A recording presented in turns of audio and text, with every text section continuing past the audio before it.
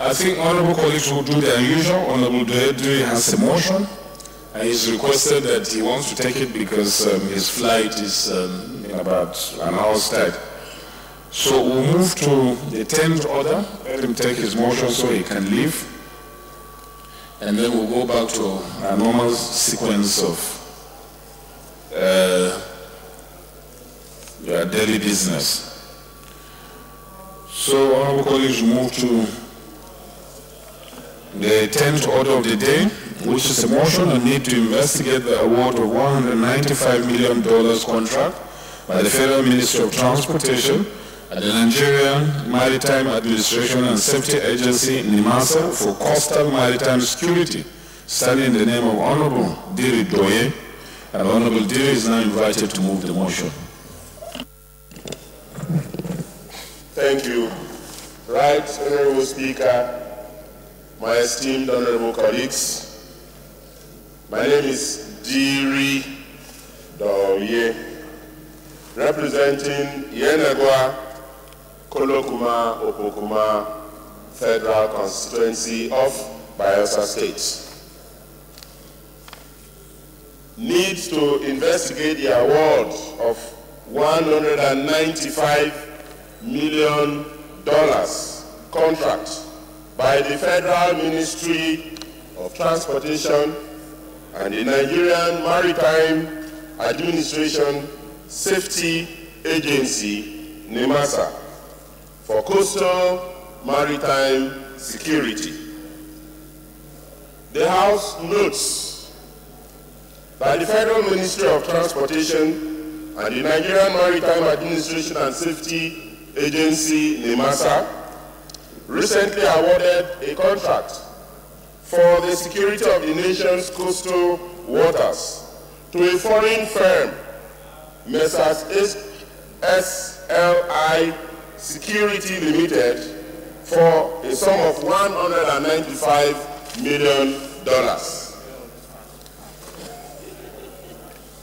Also notes that the Nigerian Maritime Agency and Safety Administration, NIMASA, is mandated by extant laws to ensure merchant maritime security in Nigeria's coastal waters.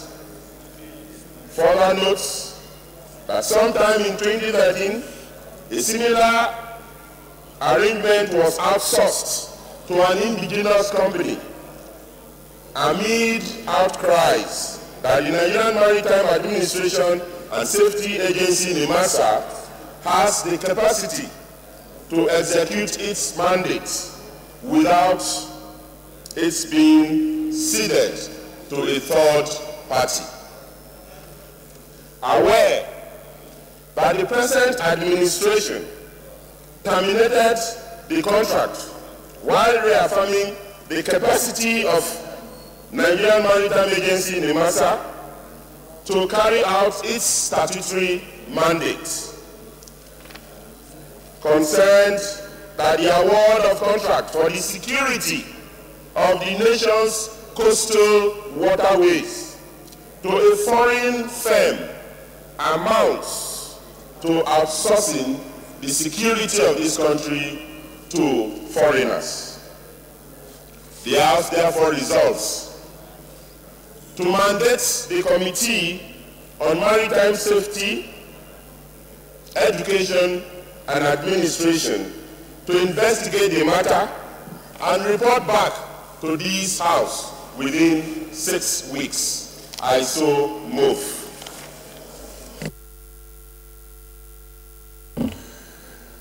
Honorable Zephaniah. Thank you, Right Honorable Speaker and honorable colleagues. My name is Zephaniah. I represent the Municipal Board Federal Constituency. Mr. Speaker, I am from FCT. I read to support the motion as moved by my friend Doye. Mr. Speaker, I so support. Honorable Doye is investigative as well, but you will have a few minutes to round up your debate. So put the question and then debate the findings. If the House approves then we should conduct the investigation. Mr. Speaker, honorable colleagues, just as I noted in the motion, the security of our coastal areas, our waterways, should be of paramount concern to all of us.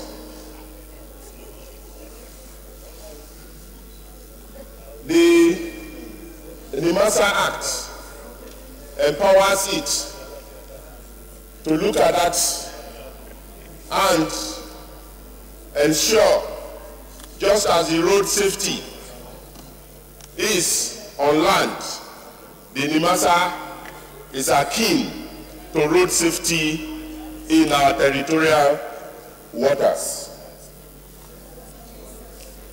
Furthermore, the Nigerian Navy, by our Constitution in Section 217 of the Armed Forces Act, also has a clear mandate in subsection 2 to protect the maritime borders of this country. And Mr. Speaker, honorable colleagues, outsourcing a contract of that nature and of that magnitude away to a foreign firm endangers our security as a country. The economic benefits therefrom, which would have been plowed back into our economy, will certainly have a capital flight. This motion is to address these issues. We have the Nigerian Navy always talking about inadequacy of funds. And if a contract like this is between the Nigerian Navy and NIMASA, it will also go a long way to assist the Navy in its economic drive. Not only assisting them, it will ensure that our internal security is actually secured. Mr. Speaker, honorable colleagues, this has to do with our security. And it is my belief that a contract like this should not actually be awarded to a company that is foreign to Nigeria. I therefore urge my honorable colleagues to allow this motion go to be investigated, and so that it will be reported back to this House. Thank you, Speaker. Thank you, honorable colleagues.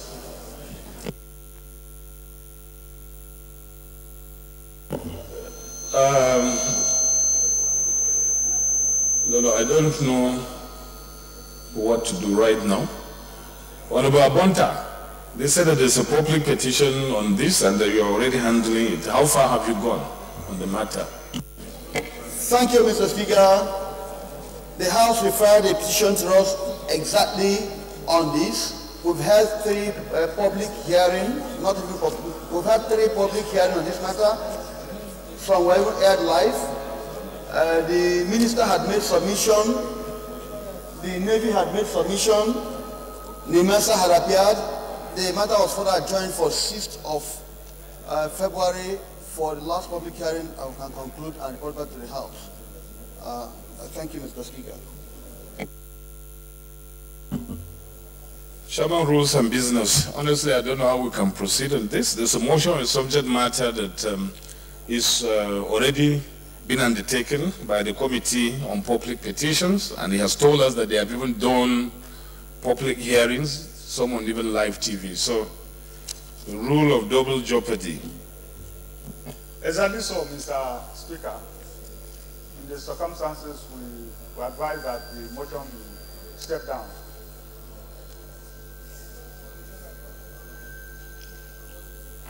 That is.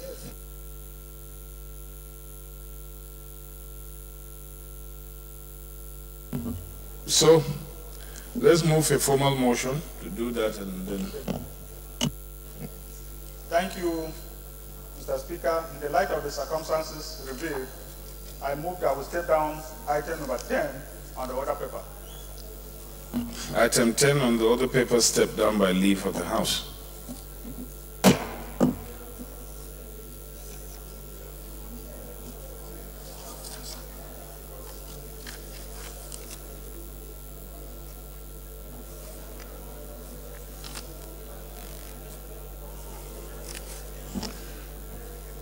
Honorable colleagues, the first order of the day is the third reading of a bill for an act to amend the Federal Capital Territory Appropriation Act 2017 in order to extend the implementation year of the Federal Capital Territory Appropriation Act 2017 from 31st December 2017 to 31st March 2018, or until the coming into force of the 2018 Appropriation Act, whichever occurs earlier, and for related matters. Honorable members will recall that the House adopted the report of the Committee of Supply on the bill on Wednesday, 24th January 2018. I therefore call on the Leader of the House to move that bill be now read a third time. Acting Leader, please. Honorable Speaker, honorable members, my name is Mohamed Tahir Monguno. I represent Marte Monguno Nganzai, Federal Constituency of Borno State.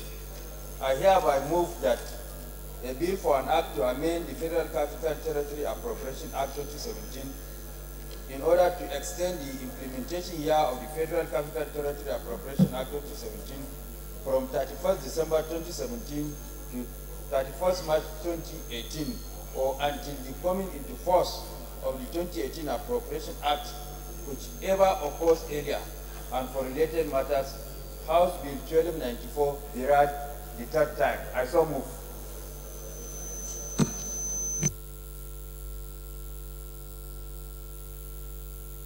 Second, rules and business.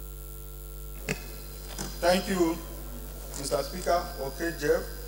I represent the good people of Buruku. My dear colleagues, I'm from Benue State. I rise to second the motion for third reading of Bill number 1 as moved by the acting leader of the House. I so second. Those in favor of the motion say aye. Those against it say nay. Ayes have it. Clerks invited to read the long title of the bill. Honorable Speaker, honorable members, a bill for an act to amend the Federal Capital Territory Appropriation Act 2017 in order to extend the implementation year of the Federal Capital Territory Appropriation Act 2017 from December 31st, 2017 to 31st March 2018, or until the coming into force of the 2018 Appropriation Act, whichever occurs earlier, and for related matters. Third reading. Bill read the third time and passed. Second order of the day, honorable colleagues, the third reading of a bill for an act to provide for the governance and institutional framework for the petroleum industry for related matters. Honorable members will recall that the House adopted the report of the Committee of the Whole on the bill on Wednesday, 17th January 2018. Therefore, call on the Leader of the House to move that the bill be now read a third time. Honorable Speaker, honorable members, I hereby move that a bill for an act to provide for the governance and institutional framework for the petroleum industry and for related matters, House Bill 477, 878, and 1053 be read the third time. I so move. Rules and business. Thank you, Mr. Speaker. I rise to second the third reading of Bill number 2, as ably moved by the Leader of the House. I so second. Those in favor of the motion say aye. Those against it say nay. Ayes have it. Clerks invited to read the long title of the bill. Honorable Speaker, honorable members, a bill for an act to provide for the governance and institutional framework for the petroleum industry and for related matters. Third reading. Bill read the third time and passed. Third order of the day, honorable colleagues, commencement of debate on the general principles of a bill for an act to amend the Nigerian Research Institute Act, Chapter N 132, Laws of the Federation of Nigeria 2004, to include the establishment of the Share Butter Research Institute and for related matters, standing in the name of Honorable Abubakar Amuda Kanike, G. Honorable members will recall the bill was read the first time on Tuesday, 16 January 2018, and I invite Honorable Kanike to move that bill be now read a second time. Thank you, the Right Honorable Speaker, my colleagues. I hereby move that a bill for an act to amend the Nigerian Research Institute's Act Cap N132 LFN 2004 to include the establishment of the Shea Butter Research Institute and for related matters be moved the second time. Thank you, Mr. Speaker. Be read the second time. Sorry. Honorable Francis. Honorable Speaker, my dear colleagues, my name is Francis Charles Uduyo, member representing Ikorabasi, Marine in Eastern Obulo Federal Constituency. I'm from Akwa Ibom State. Mr. Speaker, I rise to second the motion that the bill for an act HB 1271 be read the second time as so second.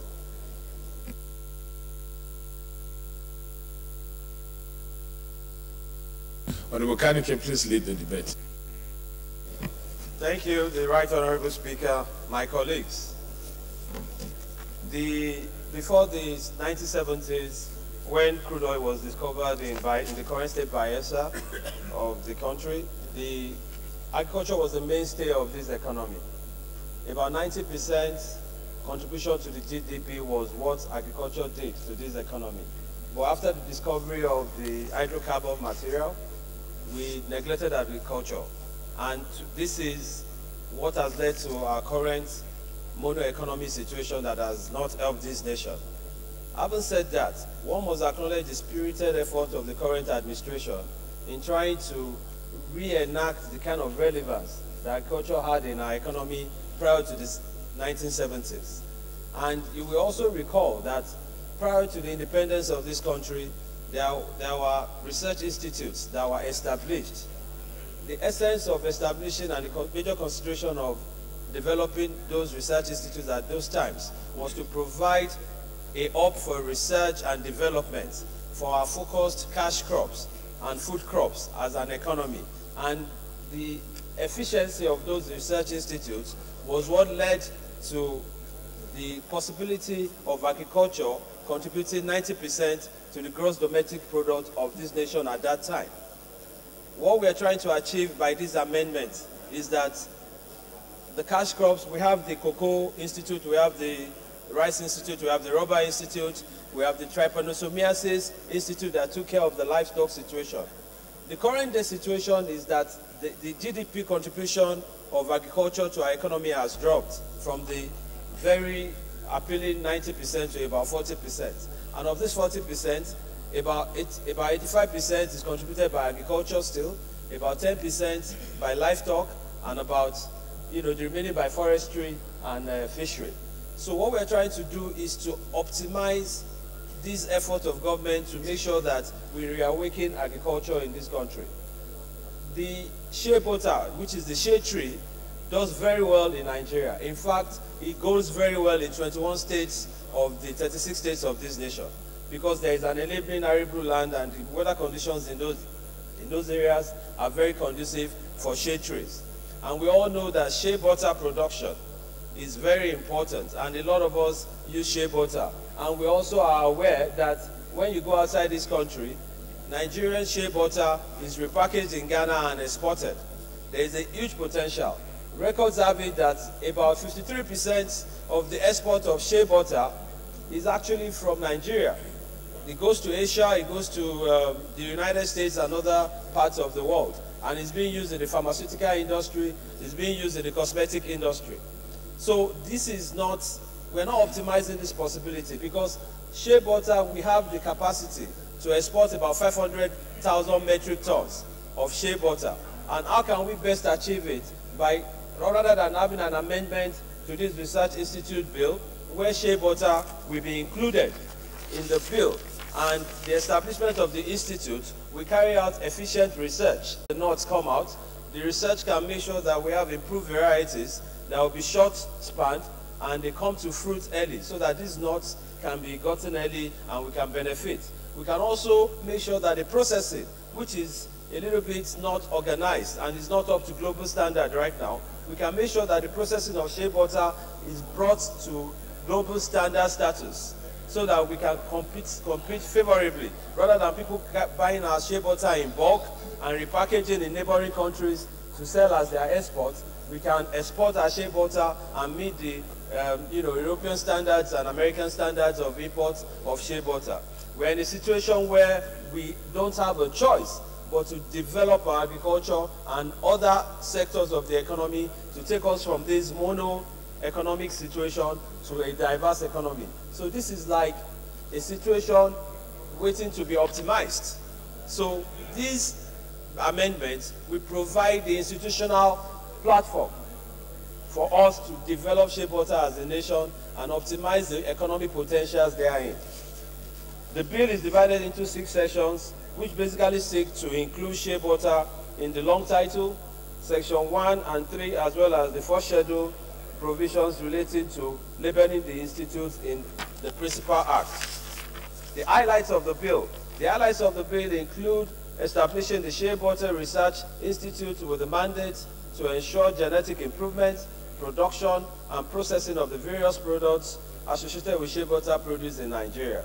Secondly, given the anticipated expansion of the industry in Nigeria, coupled with the potential to mechanically process and export 500,000 metric tons annually, there is no doubt that the economy around shea butter is huge, especially in the cosmetic and pharmaceutical industry in Asia and Europe. In conclusion, honorable colleagues, the efforts required to drive the Nigerian economy out of our present situation ought to be an all-encompassing approach. It is for this reason that I seek that the House considers and support my proposal to amend the Nigerian Research Institute Act Cap N132 LFN 2004 to include the establishment of the Shea Butter Research Institute. Thank you, my colleagues. I count on your support for this amendment. Thank you.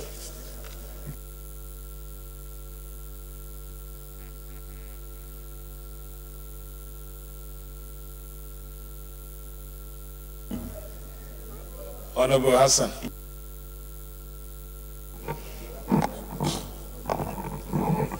Thank you, Mr. Speaker, honorable colleagues. I'm Hassan Saleh. I represent the people of Ado, Obalibo, Federal Constituency. Mr. Speaker, I'm from Benue. Mr. Speaker, I rise to support this bill that has been well packaged by Honorable Kaneke. Mr. Speaker, like he has put it, Nigeria is the largest producer of shea nuts in the world. As a matter of fact, our annual output of shea nuts is put at about 1 million tons per annum.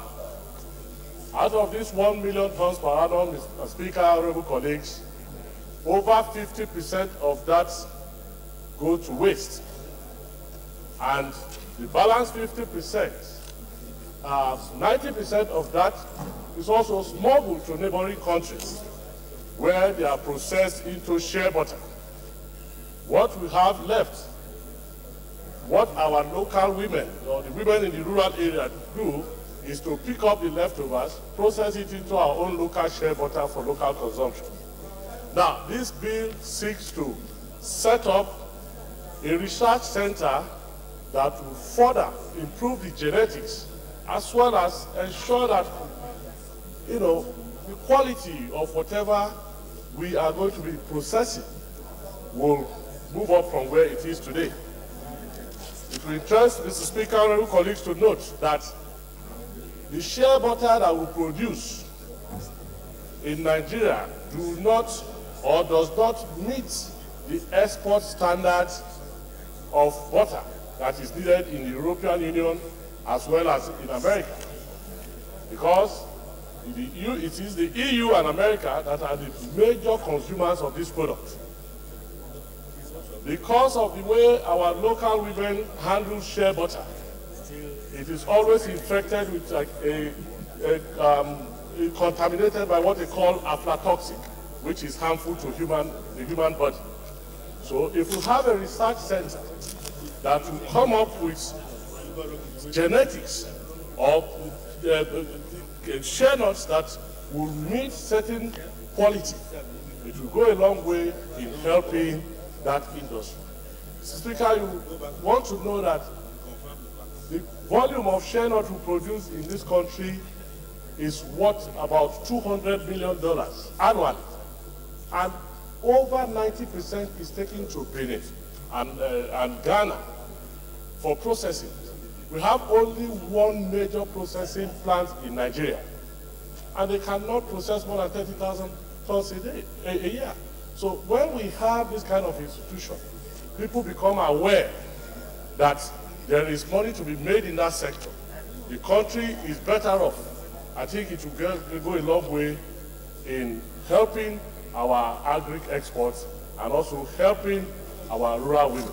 So I want to crave the indulgence of this House to please support this bill to pass for the second reading so that that sector, in any case, we have research centers like the Nigerian Cocoa Research, as well as the yam tubers and other agricultural research institutions. So if we decide to set this up, it will do well. It will go a long way in helping the agricultural sector. So I so submit, Mr. Speaker. Honorable Shewshak. But I find it very necessary to oppose this bill for the simple reason that I identify with the intendment of the sponsor of this bill, which is to have an institute that will look into the production of shea butter and to help realize the economic potential of this commodity. But I'm constrained to think of the financial implications of the establishment of this institute. When looking at the fact that we have agricultural research institutes that could as well perform this function by just dedicating a department to take care of this venture. And I think if you look at when we came on board, sir, we said we were going to look into reduction of cost of governance. And that is, of course, to make sure that we don't have proliferation of agencies and MDAs. So what I'm saying in a nutshell is that this could be done by a research institute already existing that can open a department to take care of this. I don't see the necessity of having a whole institute just take care of research in shea butter. That's my humble view on this, and I urge the sponsor of this bill to have a rethink and step down the bill for further consultations. Thank you, sir. Any more contribution? Okay, Chairman, Agricultural Production Services. Honorable Speaker, honorable members, my name is Mohamed Tahir Monguno. I represent Marte Monguno Nganzai, Federal Constituency of Borno State. Mr. Speaker, honorable members, as rightly argued by the sponsor of this bill, shea butter contributes a lot to the agricultural economy of this country, and also it generates a lot of employment for our teeming constituents in the rural areas.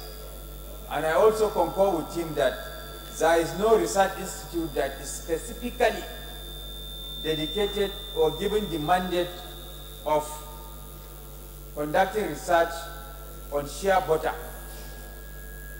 But I know that there is a research institute that has a subsidiary mandate of conducting research on shea butter.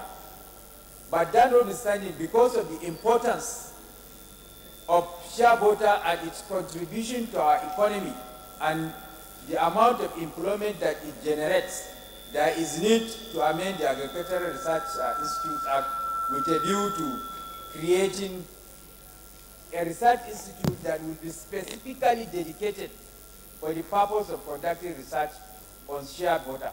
Thank you. I support the second reading of this bill. Thank you. Honorable Dr. M.S. Sabdu. Thank you, Mr. Speaker. Certainly, I'm Honorable Mohammed Sani Abdu, Al-Kalirikir Federal Constituency from Bauchi State. Sir, I heard what the proponent of the bill has said and his supporters, and I've heard also what Right Honorable Shagari has said, and I'm just trying to bring a middle course to it. Honestly, in Nigeria now that our budgetary provision is so fickle, so small, and we are competing and we cannot fund it properly, multiplicity of institutions is not welcome. Since we already have an existing research institute, I think what we need is to have internal restructuring so that the department can work properly. Otherwise, if it is necessary, we have sunflower, we have all other important things that internationally in the vegetable oil market, they are contributing to the GDP just like the shea butter. I think at worst is to create what we call Vegetable Oils Research Institute, in which case there will be sunflower oils research institute, there will be sesame research institute, there will be this, including the shea butter. And then you can now have one in charge of about 10 departments. But to have a single product institute, at the end we will have about 1,000 institutes, and I don't think it's right. And therefore, if it were a motion, I would have given an amendment, but this is a bill, and I don't think it is auspicious to pass a one product, one institute. I don't think it's auspicious, sir. That's the truth, especially looking at our economy. More so that the bill has not been able to tell us how many percent of the GDP is the contribution. I'm not saying shea butter is not important, but what is the contribution to the GDP? That it will also gulp part of our this thing. Let's be sincere and honest and tell ourselves true. We cannot do one product, one institute. It's not right. Thank you, Mr. Speaker. Honorable Shehu Adebumi. Thank you, Mr. Speaker. Honorable colleague, Odebumi Shegun is my name. I represent the good people of Surulere Gulwa Federal Constituency. Mr. Speaker, I rise up to support and give commendation to the mover of this bill. And if I will be correct, the mover of the bill is seeking for the amendment to add the responsibility of those who are saddled with the responsibility before to take over, to add this, the responsibility of the shea butter into the existing one. If not, then we cannot look for a collective name that maybe that would like a botanical name that a lot of the fruit or a lot of the product and these categories can be brought together so that Nigerians can work on it, so that at the end of the day we can be able to get the dividend of democracy to our people and for the farmers in general. Thank you. Honorable Munir. Thank you, Honorable Speaker. My name is Munir Babadan Agundi. I represent Kumboda Federal Constituency of Kano State. Mr. Speaker, like what the chairman of Agric Production has said, we have an institute that has this mandate.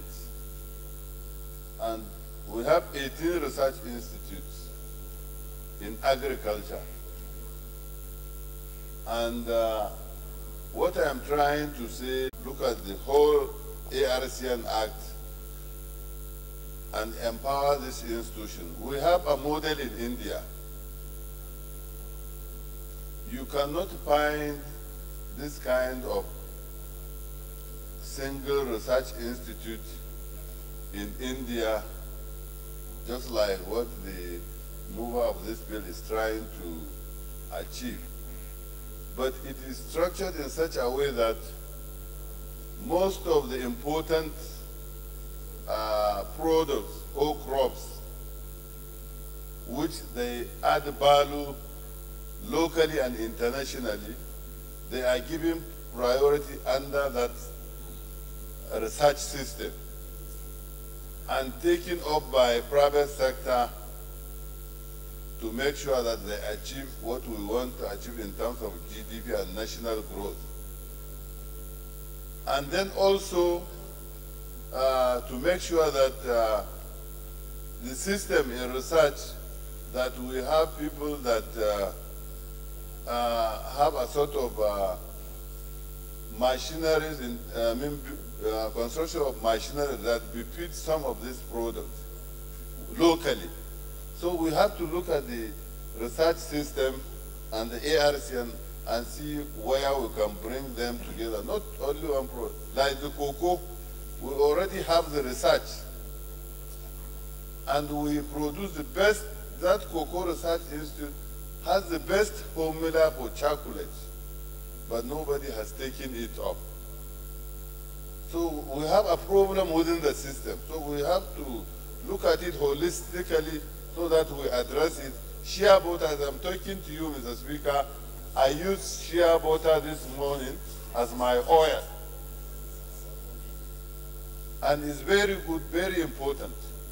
And one of the best products in terms of I mean, it has many medicinal values. So I think, I don't know what the mover will do now, whether to look at it and see whether we can look at the whole system of our agric research system and look at, we have ginger, we have many things. Sesame, as my colleague has said. There are a lot of products in this country that are of international and local importance. So let us look at them and put them under our research system, if the need be. Thank you. Honorable T.J. Yusuf. Thank you, Mr. Speaker. My dear colleagues, I'm T.J. Yusuf. I assume that the information I have is not what my colleagues have. We are on a bill for an act, number 3, to amend the Nigeria Research Institute Act to amend an existing law. It's to amend, not a new bill, if I get it.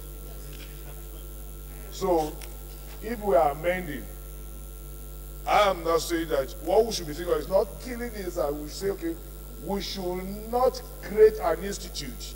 However, the existing institute should take the responsibility of creating a unit for shea butter.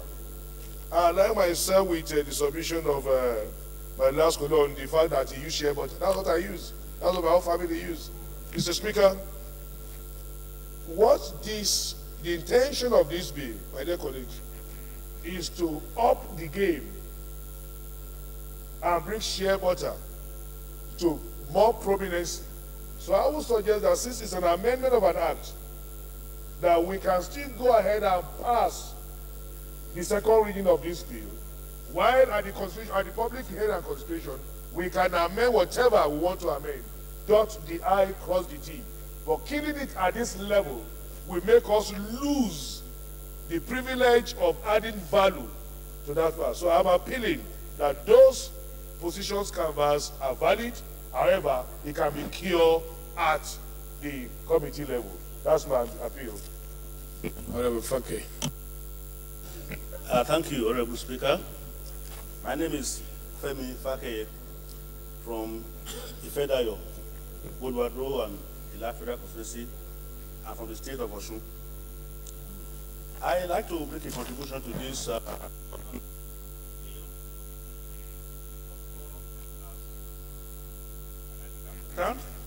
Data and agri officer, then later an agri officer in the banking system.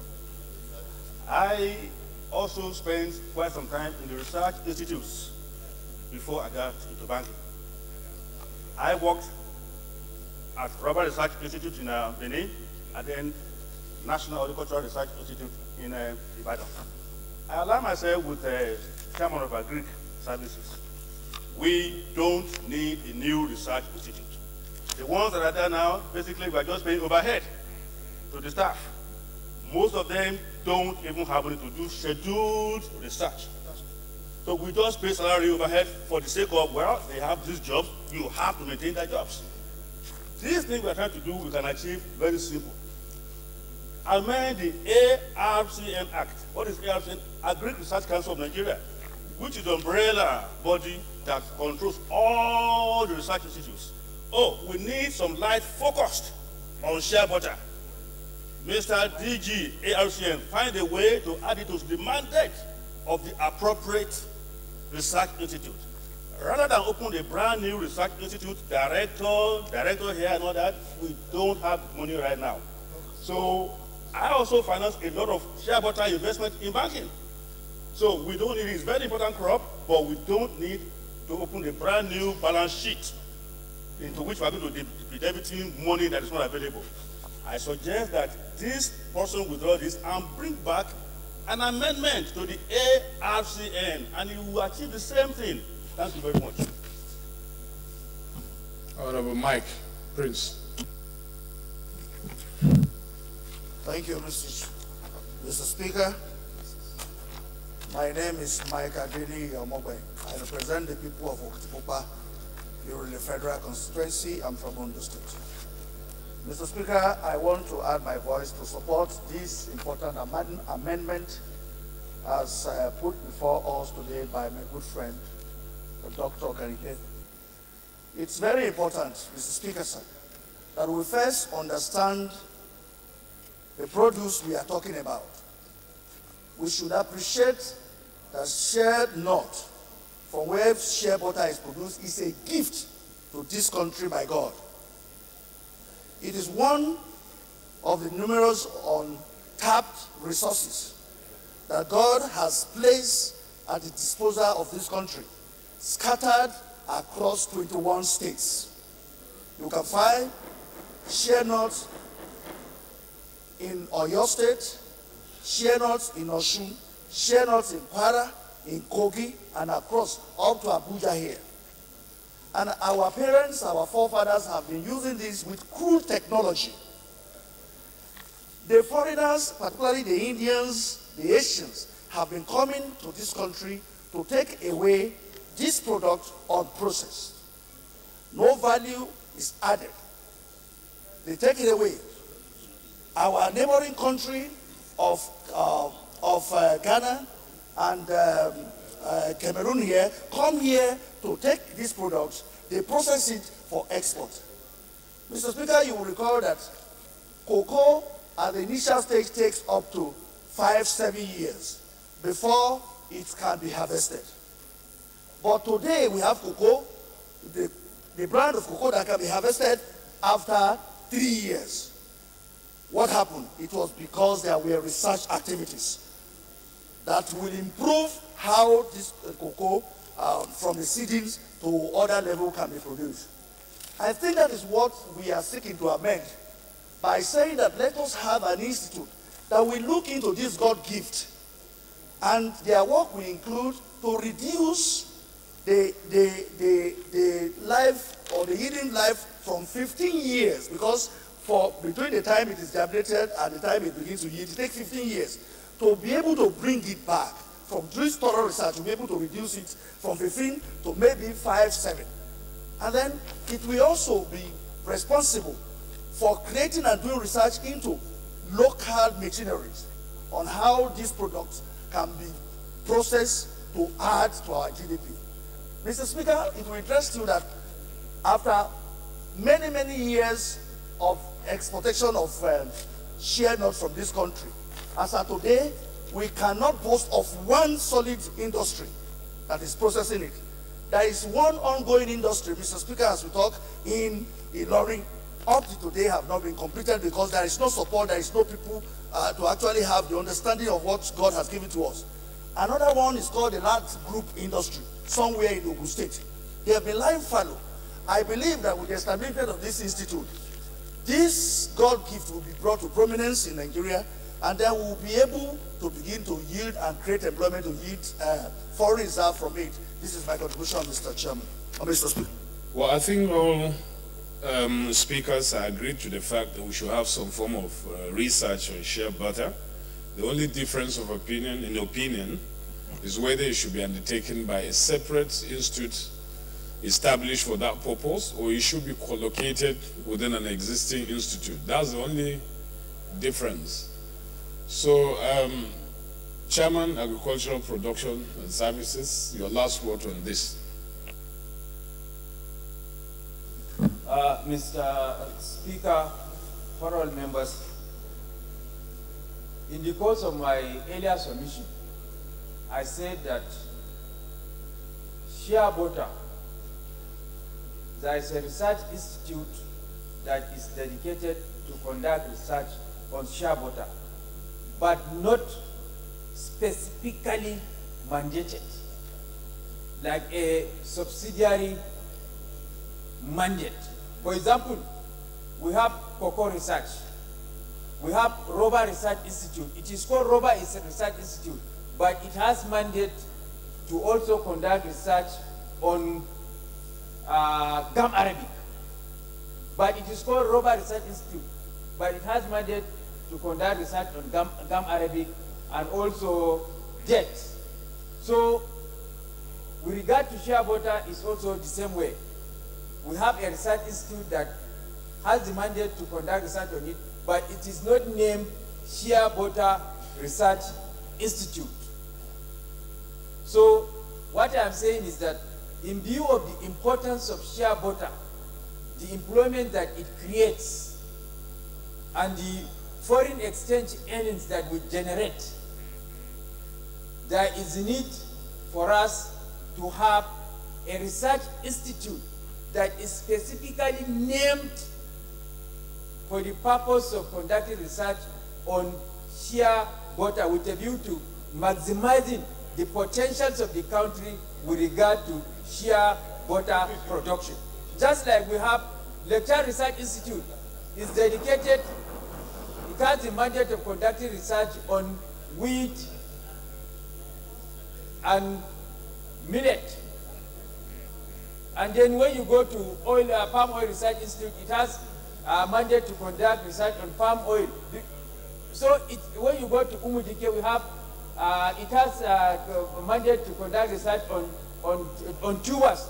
So it is because of the importance that the country places on these crops and the potentials that we have in these crops that a research institute was specifically dedicated to conduct research on these crops.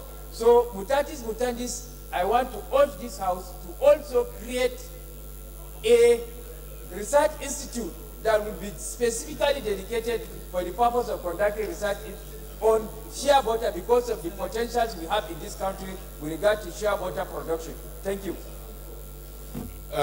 Honorable Kanike, last word. Honorable Munir, you have already spoken. You can't speak on the same subject matter twice.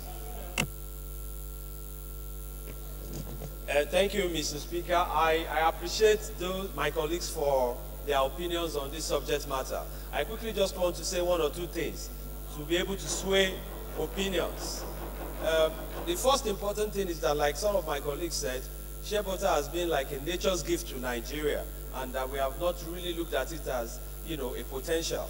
So now, it is true that, like the chairman said from his point of knowledge, there is a subsidiary attention that is being given to shea butter. But the question must be asked, where has that subsidiary attention gotten us to?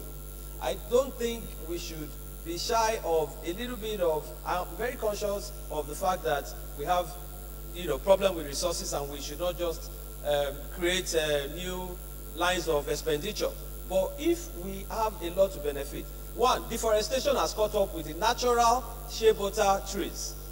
A lot of them have been gone down, and they have gone into charcoal production. We don't have them again. That is number one. Number two, we have ₦1 trillion possibility of exports. We are looking for foreign revenue.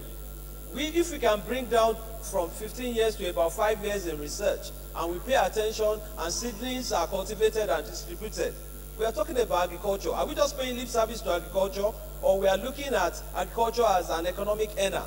So where do we start from? We have to start from the low-hanging fruits. This is in natural abundance. We have an experience. We know that there is a demand, and people come and take it from here and take it somewhere else to the benefit of those countries. So why should we be this shy to take an extra effort to pay more attention and more research to it? So I plead with my colleagues that I'm not unconscious or irresponsible about the fact that it's going to mean a little bit more of expenditure. We can look at how to even make sure that our agencies are not just busy areas where we are spending money and we are not getting value. It's a general problem we have as a nation.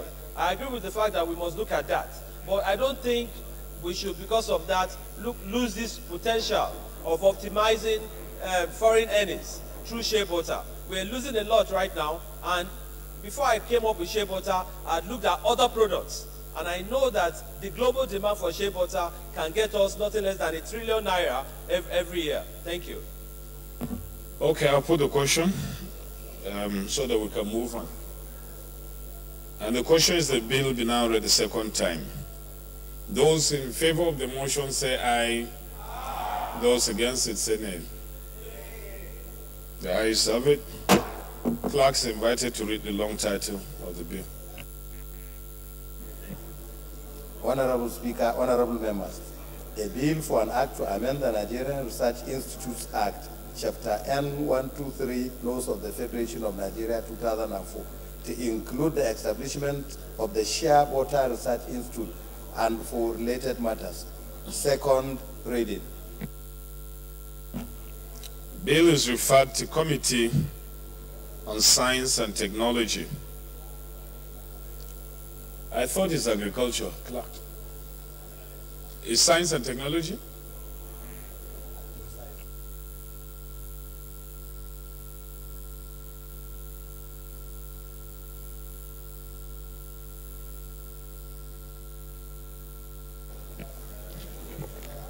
Mr. Speaker, they should go to agri-institutions. Bill is referred to Committee on Agricultural Institutions and Services.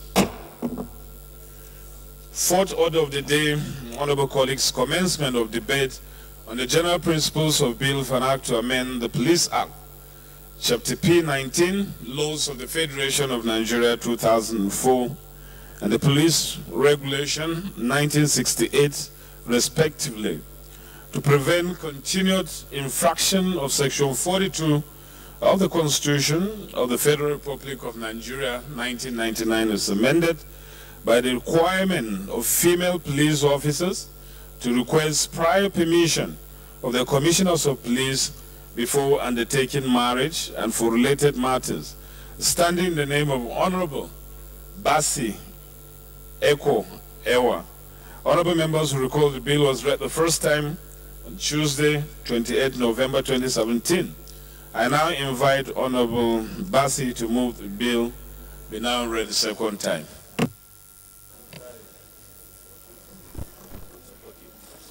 Mr. Speaker, my dear colleagues, my name is Honorable Basi Eko Ewa. I represent the people of Abi and Yaka Federal Constituency, and I am from Cross River State.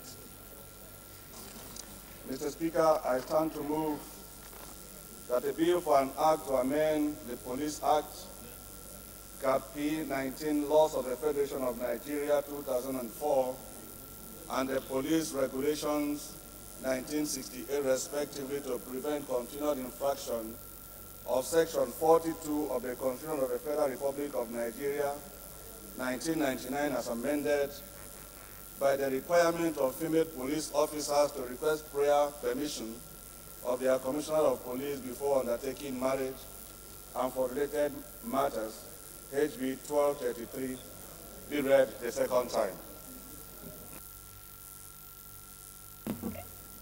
Female member will second, Honorable Nena, Chairman Foreign Affairs. Thank you very much, Mr. Speaker, sir, for yielding the floor to me. My name is Nena Elendu KJ, member representing Bende Federal Constituency. Mr. Speaker, sir, I rise to second the motion as moved by Honorable Basi Ewa. I so second. Honorable Basi may now lead the debate. Mr. Speaker, my dear colleagues, again, my name is Basi Ewa. I'm from Cross River State. Mr. Speaker, with great pleasure, I am standing here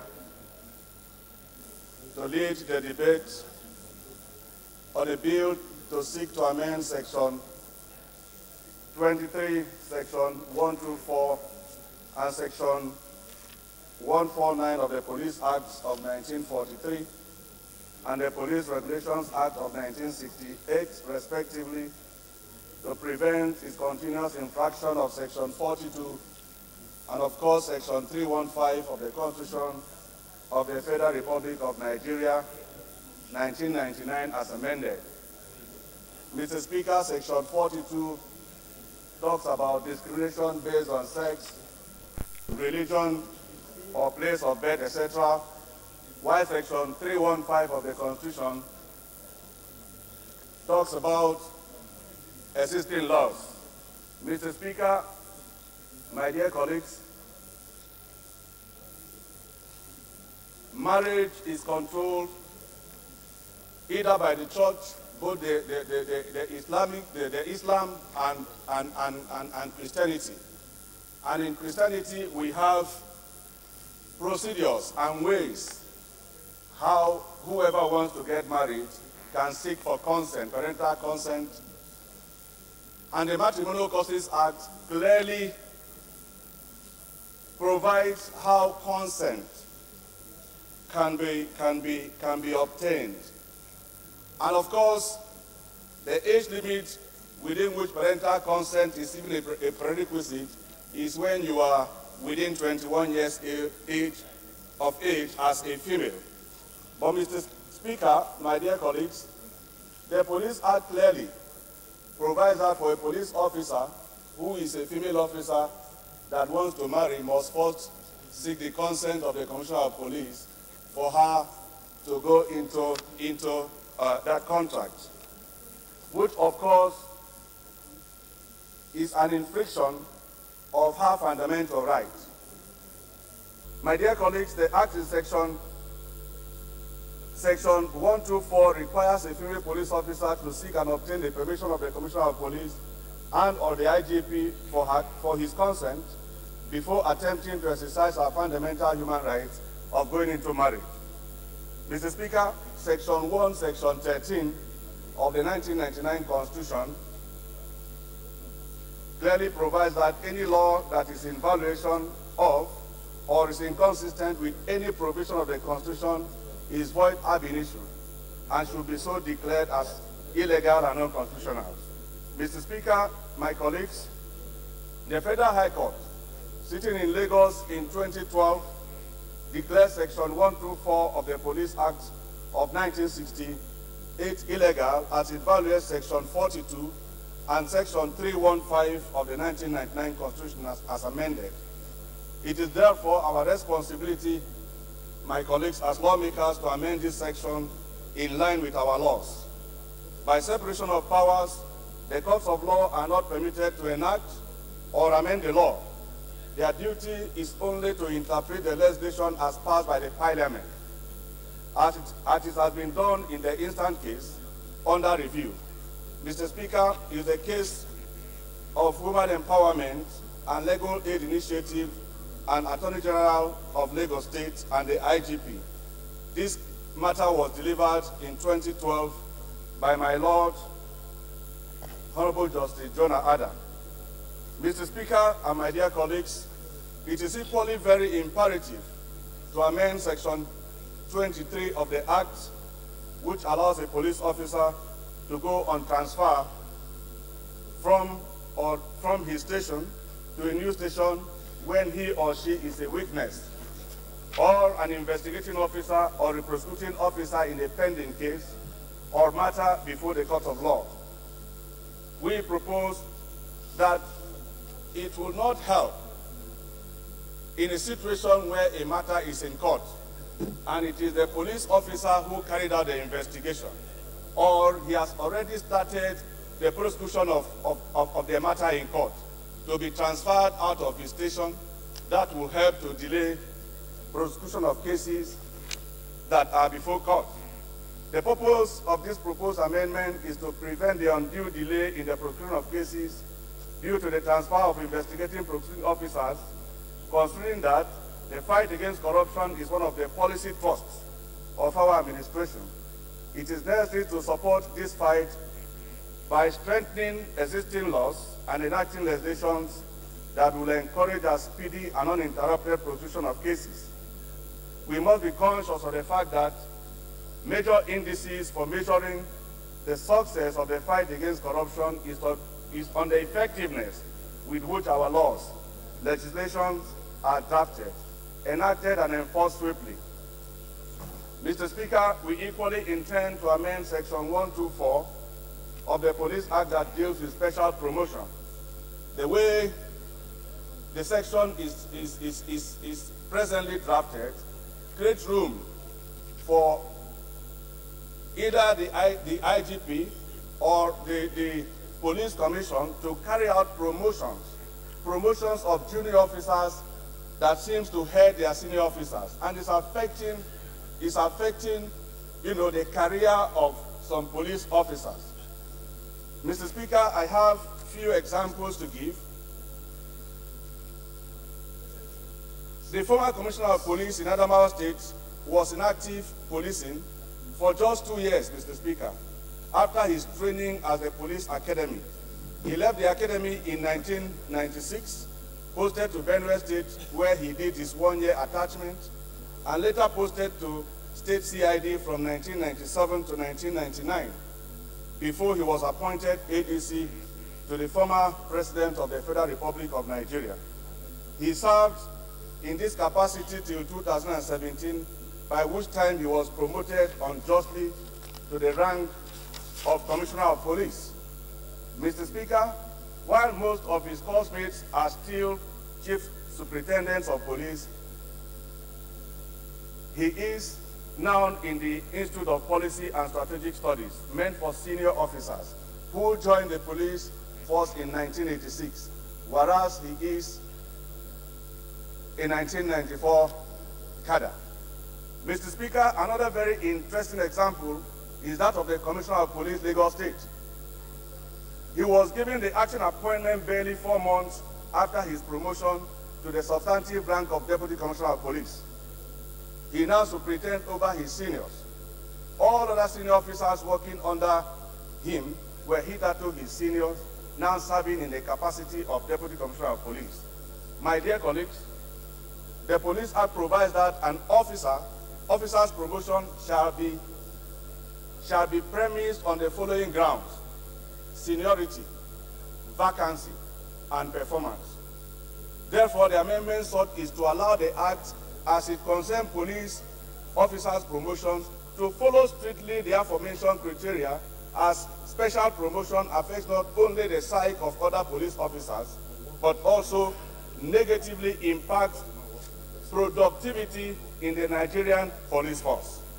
Mr. Speaker and my distinguished colleagues, the need for professionalism and merit as a criteria for promotion within the Nigerian police is very imperative at this moment. Considering the fact that recently in November just last year, the Nigerian police was ranked the most unprofessional in the world, and of course as the most corrupt police in the world. My dear colleagues, I seek to amend also the regulations to allow female police officers who are married to be allowed to seek posting to where their spouse or spouses reside. It is a tried fact that women are the home builders in every society, and as such, being in the police force should not deprive them the opportunity to so do. My colleagues, an unconfirmed percentage of women police who are separated or divorced due to incessant transfers is put at roughly 75%.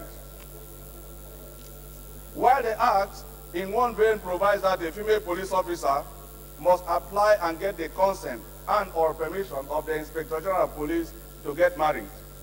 My dear colleagues, in another vein, it provides that a female police officer shall be posted as if they are not married. What a contradiction. Mr. Speaker, we equally intend to move to amend that rank and file police officers should not be transferred immediately after their training of 6 months out of their areas their catchment areas. For example, if you're from Cross River State, or you're from Akwa Ibom State, or you're from Ekiti State, and you just finished your training as a rank and file, they are called constables, and you are transferred to Sokoto or Borno, Mr. Speaker, in some cases, these are those who have never traveled out of their states or out of, in fact, their local government areas. And they are sent to go, just for their first assignment, to go and work in Sokoto or Borno State. They don't understand Hausa. They don't understand Kanuri. It will make it very, very difficult for them to carry out, their functions as junior police officers, which roles is purely investigation, arrest, investigation, and might be trial of case reports before their senior officers. That is the reason why, my dear colleagues, we propose that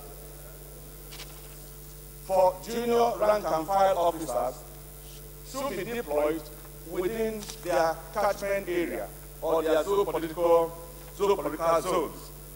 Mr. Speaker, my dear colleagues, I call on you to support this amendment to pass the second reading. Permit me to add that all amendments sought are geared towards ensuring total eradication of corruption practices as calculated in the Police Act of 1943. I urge you, please, to kindly support for this amendment to pass to second reading. Thank you very much. Sorry, Honorable Basi, which organization were you quoting as assessing the Nigerian police to be the most incompetent and corrupt? That's the part that I found very alarming. Mr. Speaker, it's a statement made in a seminar organized, and some Nigerian police officers were invited to attend that seminar in the Great Britain. I have a copy of that report, Mr. Speaker. Okay, it's good we see it. Chairman for Relations Committee. Okay. Thank you very much, Mr. Speaker, sir, for yielding the floor to me to lend my voice to this very important bill. And Mr. Speaker, sir, I must thank the mover, the author of this bill, for bringing this bill to amend the Police Act,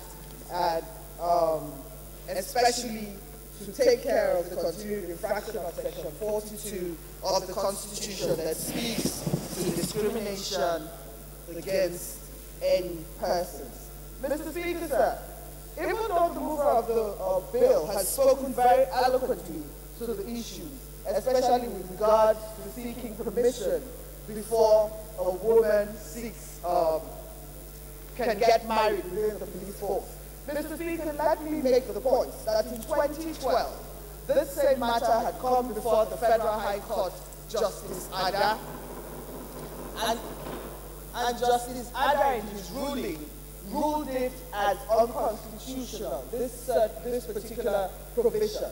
It had already come before the Court of Law, and it had been ruled as unconstitutional, and because it was in contravention of the provisions of the Constitution, that part of the Act was null and void. However, Mr. Speaker, sir, we're all aware that the courts are not in the business of making laws, and so it has fallen on this House of Representatives and indeed the lawmaking body of this country to enact it into law. And to that end, I'd like to thank the mover of this bill.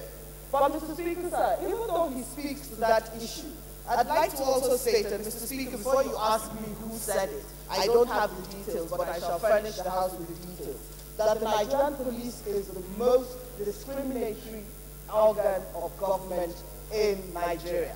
And Mr. Speaker, I shall buttress these claims that I make, which may appear to be spurious, with certain other sections of the police regulation that do not only speak to marriage. For instance, Mr. Speaker, sir, the police regulation states that women must put W before their names. So every police officer who is a woman must have the prefix of W so that before you even see her, you know that she's a woman. Mr. Speaker, it says that compensation, gratuity, disability pension, and provisions are only made for wives and not for husbands. Mr. Speaker, sir, police women married to civilians are not allowed to live in the police barracks.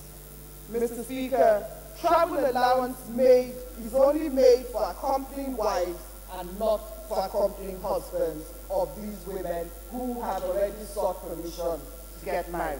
Mr. Speaker, Section 121 of the police regulation says women officers shall, as a general rule, be employed only on duties that are concerned with women and children. So today, when we have female engineers, aeronautical engineers, pilots, no female pilot can be employed by the Nigerian police because she's not going to be taking care of women and children. Mr. Speaker, sir, of course, these days we realize that the biological clock of women and the progressive clock of women are in absolute conflict. And so you find that a lot of women in pursuing a career don't have the time to have children. And so you find that when a lot of women get to a certain age, the need to have children, of course, is a legitimate need. And a lot of women, of course, hitherto, back in the day, people thought that women who had children out of wedlock were loose. But now, of course, we know that women can have children even through artificial insemination. So the moral angle of that is put to bed. But Mr. Speaker, Section 122 of the police regulation states that a married policewoman who is married may be granted maternity leave in accordance with the provisions of general order. However, an unmarried policewoman who is pregnant shall be discharged. Mr. Speaker, I believe that as we look at this regulations, that for us to have a police that is truly inclusive, Mr. Speaker, I would ask my dear colleague that as he looks at Section 42, amending the Police Act in such a way that does not contravene Section 42, that we should also look at all the other things that are provided within this police regulation that are contravention of Section 42. That is my submission, that we don't only leave it to seeking permission before marriage, but that every other thing that infringes on the rights of women to have their own opportunities to serve their country in their capacity, not because of the way that our chromosomes are arranged, but because of our abilities, should please be looked into. I so submit. Thank you. Yes. Thank you, Right Honorable Speaker. My name is Lasso Yusuf. I represent the airport along the Oludo constituency. I'm from the state of Osun. My own is going to be very small. While concluding, he said that the rank and file who are just being taken into the police must not be immediately posted out of their locality because of some constraints. And I begin to wonder if that restriction, if it's in the Act, if that restriction is not going to be against the Constitution, because it's no longer going to be Nigeria police. If there is a restriction that if you are taken from Akwa Ibom, you cannot be immediately posted to Borno. And so, what is the implication? The implication is like it's tantamount to what people have been agitating for, because it's similar to having state police.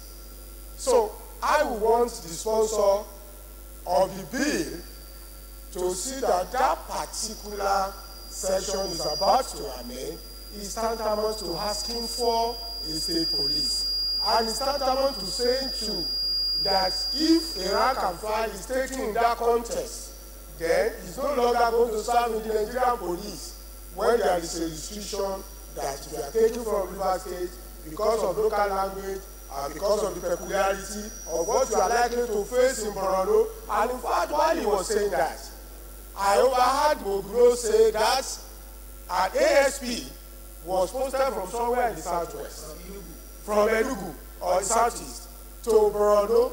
Despite being an ASP, he immediately resigned that position. So that particular, we have to be very careful. It's restrictive and it's not going to be constitutional. And from the factors that I've mentioned, that is likely to be against the Constitution of the Federal Republic of Nigeria, because we are talking about the Nigerian police, and because of the indication that that is pointing to the direction of reinforcing the asking for the state police. I just want to make that observation. Other than that, other few things, and from what Inina has raised, so many of them are germane.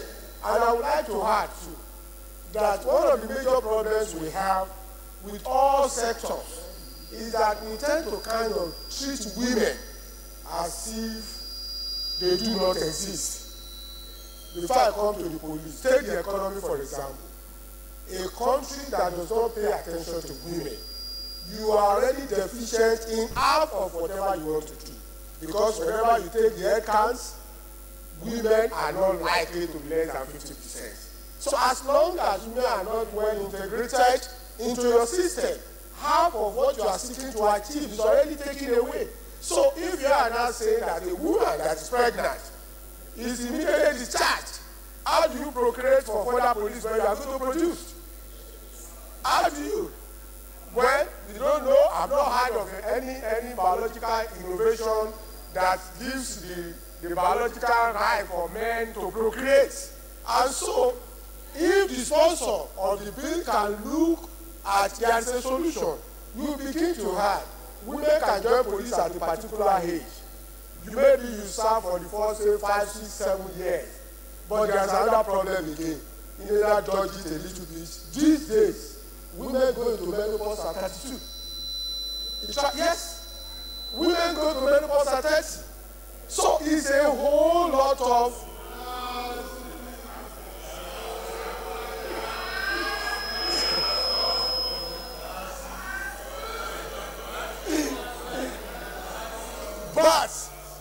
but, Mr. Speaker, don't listen to my colleagues, just listen.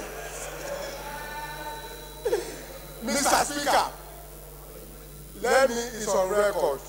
It might look like a joke, but scientifically, in the last 50 years, research has shown that women go to menopause early.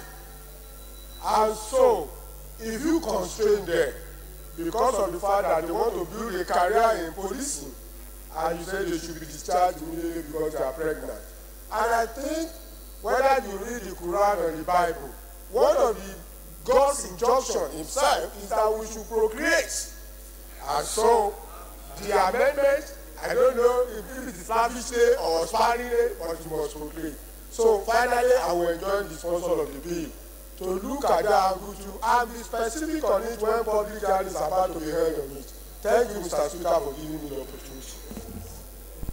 Honorable Shagari, I take it from bottom up. Thank you very much again, Mr. Speaker.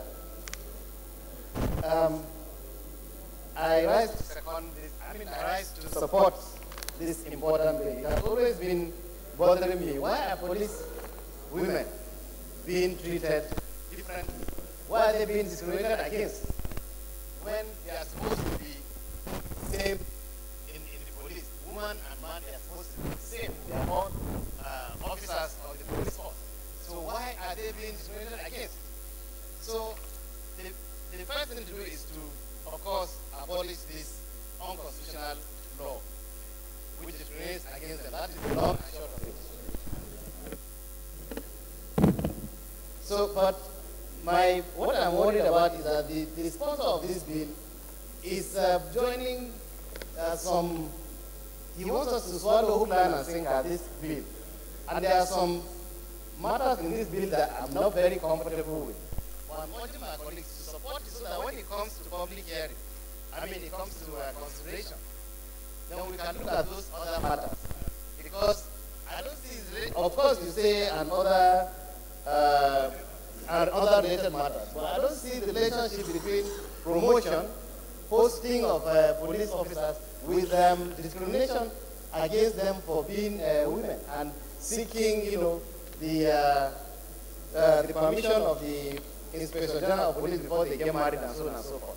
So I want us to bear in mind that when it comes to public consultation, we'll look at those matters carefully and ensure that we don't swallow hook, line, and sinker what my friend Basia is trying to limit us.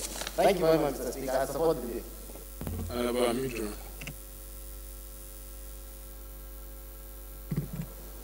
Thank you, Mr. Speaker. My name is Ayo Midiro, member representing the people of Aida Ade, Ilewode, Ishoko Federal Constituency, and from the state of Osun.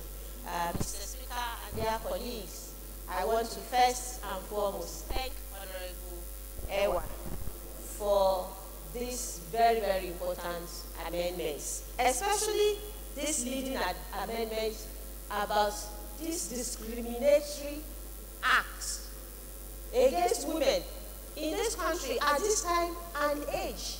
It's really appalling, and I, as a female lawmaker, I feel so bad now that this has been going on, and I'm a member of the police committee. I had no idea whatsoever that women police have been so discriminated upon all these years, and they are keeping quiet about it. I give kudos to you. I hail the other members that have spoken in support of this, and I want to beg everybody that I love now that my eyes are open to this. I am not sure that it's only in the police that we have this discrimination against women. Let us search any other organization that's up totally against this kind of thing. I thank you, Honorable Ewa, and I urge my colleagues to please, as a matter of Thank you, Right Honorable Speaker, and my distinguished colleagues. My name is Uche Namodi, and I represent the good people of the West and Oba Ebema Don, the Federal Constituency. I am from Rivers State. Mr. Speaker, let me first of all thank my colleague who proposed this bill. It's unfortunate that this what he's trying to amend is discriminatory. It is gender unfriendly. Now, Dr. Lasso has actually given his projections, and the princess here feels really bad. Nana has talked about, Honorable Nana has talked about the gender clock, and we can see that if you look at 124, it says that the police officer, the woman police officer, must have put in at least 3 years in the police force.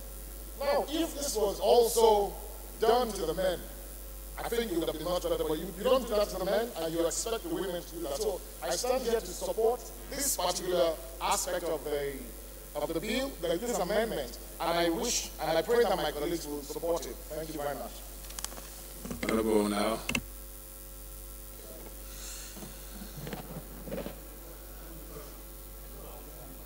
The Right Honorable Speaker. My name is Mohammed Ogushonao. I represent Awe, Noma, and Kenya Federal Constituency. I'm from Nasarawa State. I want to add my voice to what Dr. Lasson had said, that my colleague was trying to smuggle state police in through his argument of this. If you look at the clause or the provision of the act, it says Nigerian police, not a state police or a regional police. And if you are going to confine everybody within that locality to one place, it means they would have had more number of policemen than any other workforce. Because if you look at the distribution of police recruitment, it's not even nationwide. What happens to that population that is more than that of another place? And then the issue of promotion. Promotion, I think, is a factor of competence. If you are doing very well, at least you need to be rewarded wherever you are working. So if you are promoted over somebody that has been recruited before you, it's not a crime. The bill seeking for the amendment, it's a welcome idea. But that somebody that has been recruited later than somebody has been promoted over him, I don't think that's a crime. Because if you find a policeman who has been recruited in 1969 and has been aiding and abetting criminals, and somebody who has been recruited in 1979 and is fighting criminals, you do not expect them to get promotion on an even basis. So, in as much as the bill is okay, but those points of argument, I think, need to be looked at, Mr. Speaker. Thank you very much. Honorable EJ. My right honorable Speaker and dear colleagues, my name remains Honorable E.J. Agwanyima, representing the good people of Igor, Rubaha Federal Constituency, Edo State. My dear colleagues, I want to thank you for those that have spoken. Honorable W. Speaker Lasso, Honorable Nina KJ, for speaking for the Nigerian women. Mr. Speaker, I don't know why. The reason why this country we have always treated women as a second-class citizen. We all brought here to this world. We all have mothers. We have daughters. Mr. Speaker, let me read our Constitution of the Federal Republic of Nigeria. That is Section 42, Mr. Speaker.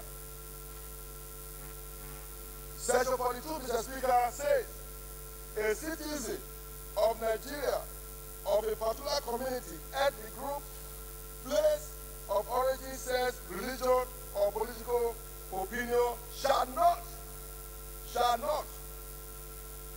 Mr. Speaker, by reason only that he is such a person, subject to A, be subjected either expressly by or in the practical application of any law in force in Nigeria or any executive administrative action of the government to disability or restriction to which citizens of Nigeria of other communities, ethnic group, place of origin, sex, religion, or political opinion are not made subject. Mr. Speaker, I don't see any reason why the Act, the Police Act, the Constitution of the Federal Republic supersede any act. Why should women enlisted to join the Nigerian police or any law enforcement be subjected that before they can get married, they have to get permission from commissioner or from IG? Well, I will say, Mr. Speaker, if that is the case, whatever is applicable to women should be applicable to men. Let the men also get permission to get married, if that is the issue. I think, Mr. Speaker, this bill should be supported in no ramification. Let us not treat the women as if they are Nigerians. They should be treated fairly. They should be given the opportunity to strive. Because look at this house. We have women here. We have women here, and I tell you, they are doing excellently well. So let's put women first. Let's look at them that they are Nigerians. They belong to this country, just like we men. We should not deprive them from their right. Mr. Honorable Speaker and dear colleagues, let's support this bill. This is a bill I think is for the for the interest of the great nation. Thank you very much, Mr. Speaker. You can see this bill is popular. I'll recognize few more members to speak. From this row, Honorable Zoro Chikere Jagaba. In that order, we'll start with Honorable Zoro from the back. Thank you very much, Honorable Speaker, my dear colleagues.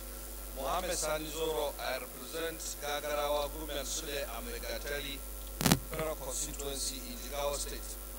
Now, Mr. Speaker, let me first of all... Honorable Sani Zoro, I can't hear you. Are you speaking to a mic at all? Yes. Thank you, Mr. Speaker. I hope there's no contradiction about that. The Honorable Speaker, my take on this is the following. As it affects the seeking of consent of the Commissioner of Police before a policewoman could get married. I just want a clarification from the mover of the motion, because I'm also aware that probably the provision for consent is to preserve those faith-based laws that he has quoted, particularly the Christian and the Islamic laws. And I give you an example. In a country like Egypt, before a man will take a second wife, the first wife must go to the court and give a written permission for the husband to take another wife. This is to discourage the idea of, multiple marriages. And who knows, probably the wisdom behind this particular aspect is to prevent police women from marrying more than one man at the same time. Who knows?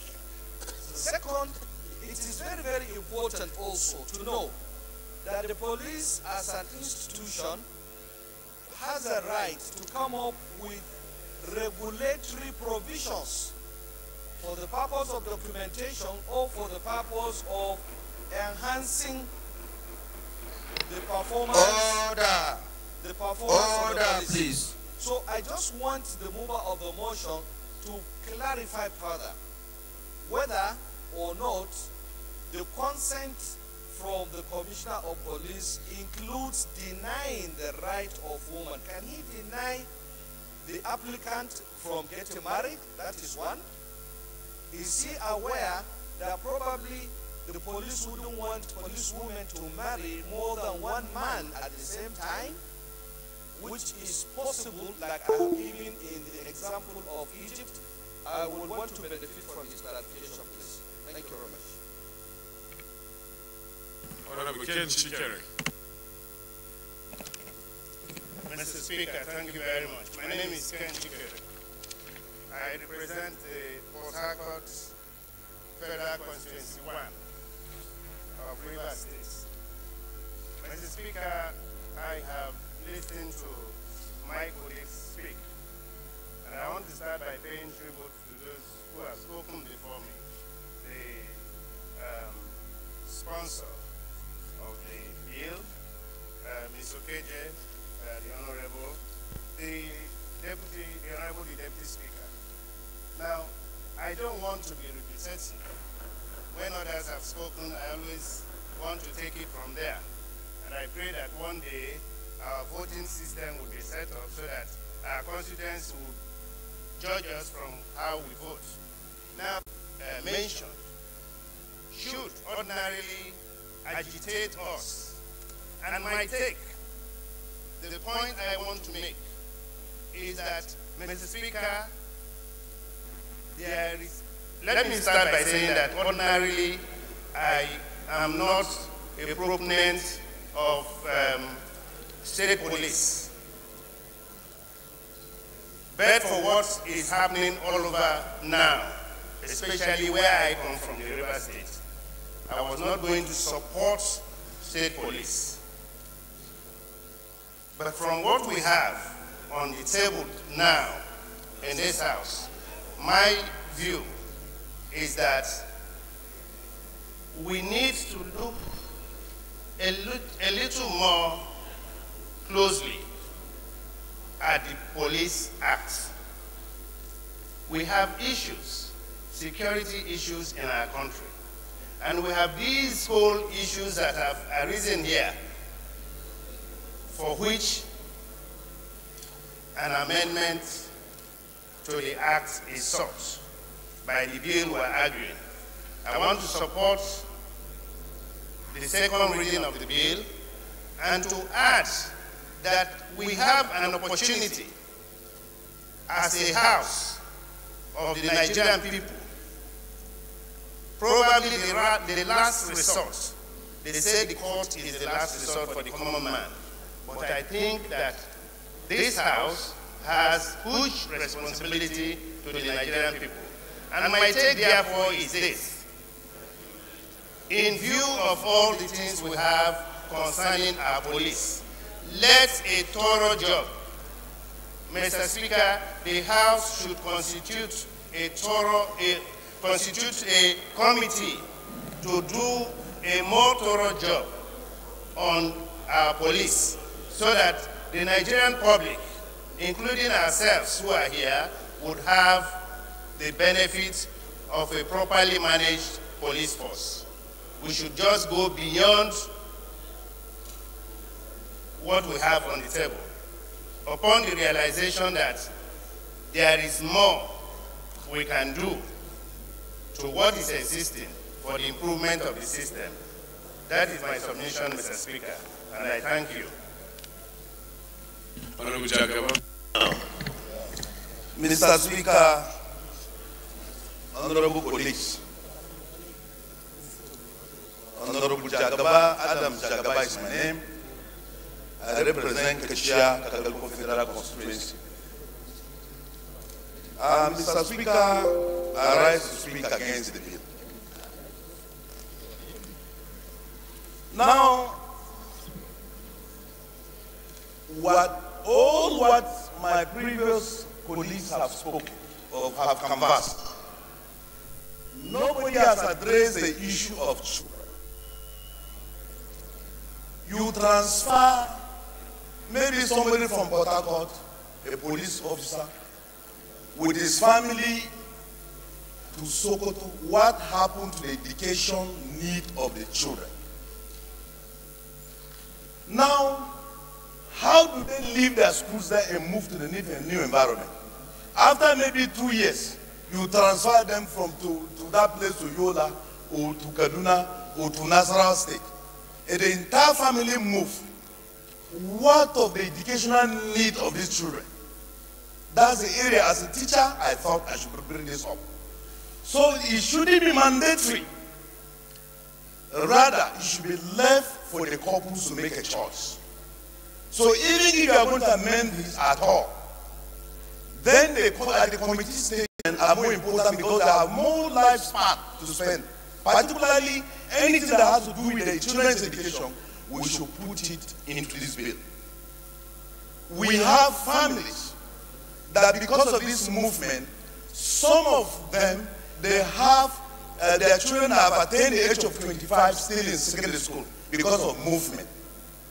So I'm calling upon my colleagues not to pass this, and if it must pass at all, then a proviso must be made in such a way and manner that the family can have a choice, either to move alone or leave the children where they should school, and mother should give that motherly care.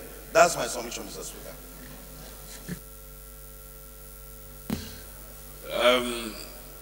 Honorable Shehu.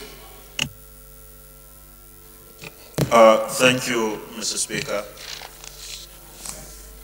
Mr. Speaker, my honorable colleague, my name is Shehu Garba Sarkinoma. I represent Jama'a Sanga Federal Constituency. I'm from Kaduna State.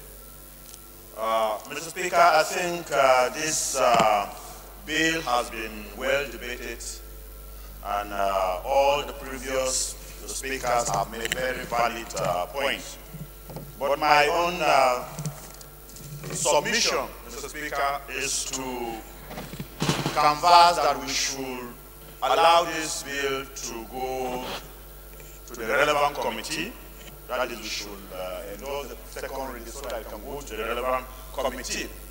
I think it will be an opportunity for the Police Affairs Committee to carry out a holistic review of not just the Police Act, but of course to demand that the police carry out an extensive review of the regulation governing their operation, which should be brought in tandem, with the current realities in our country.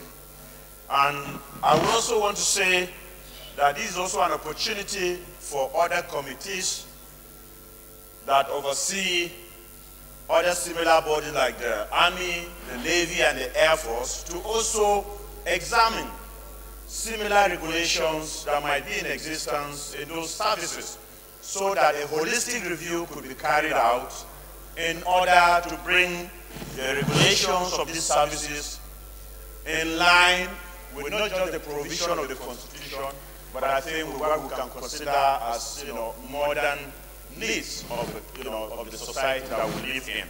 And I think for this reason I want to crave the kind indulgence of my colleagues not to throw away the baby with the bathwater, but to allow this bill to go for second reading so that we can have an opportunity to carry out a holistic review of not just the Act, but I think all other ancillary regulations that have been derived from these acts. I so submit, Mr. Speaker.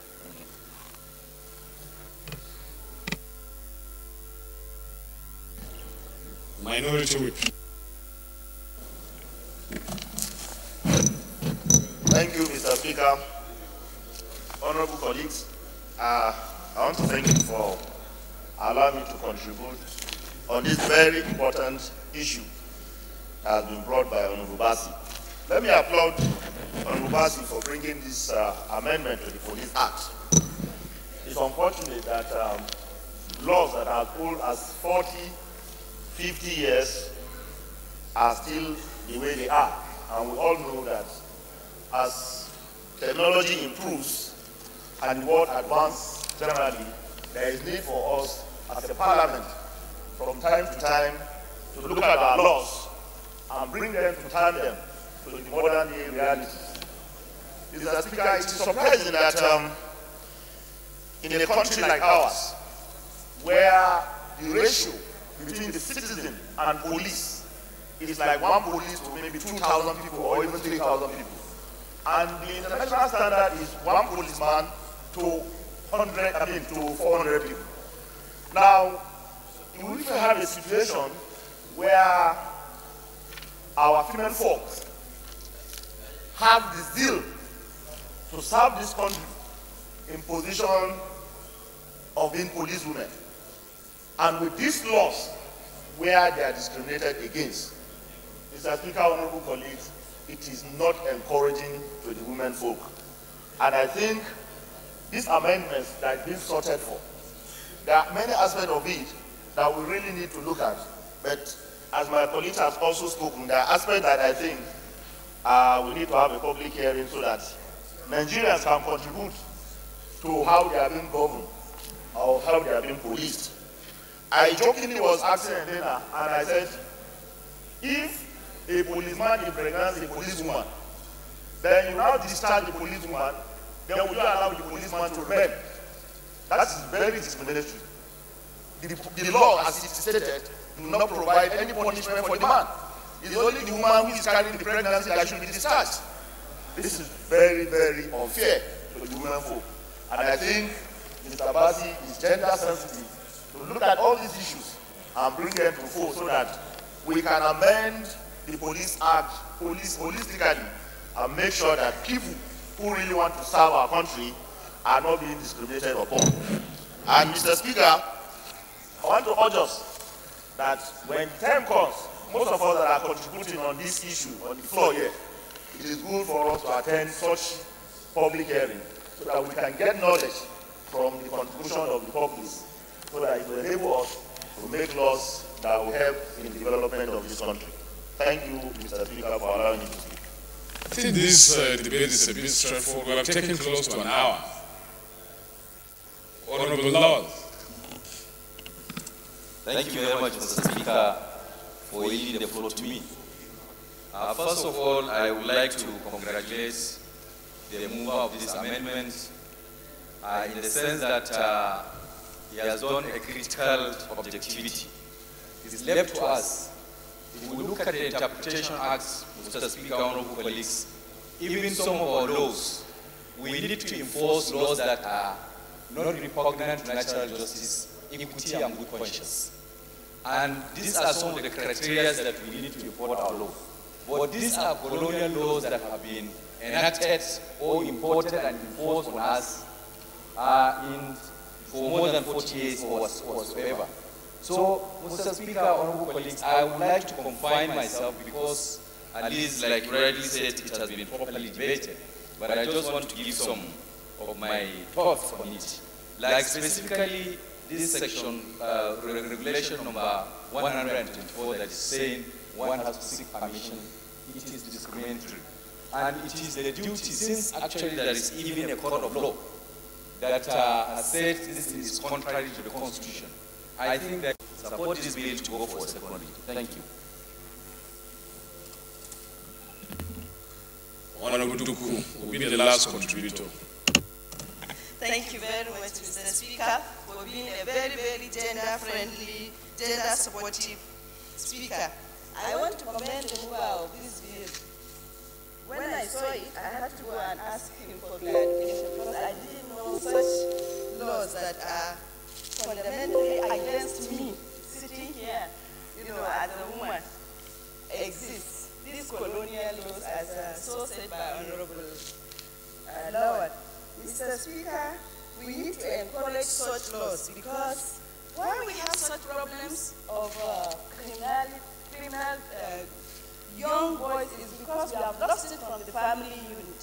So anybody that wants to go into the family unit to bring up morally correct children should be encouraged. Women have been so created to be multitasking. They can be able to discharge their duties as wives, as mothers, and also contribute to the development of the country through the services they have so desired, to engage themselves, such as the police force.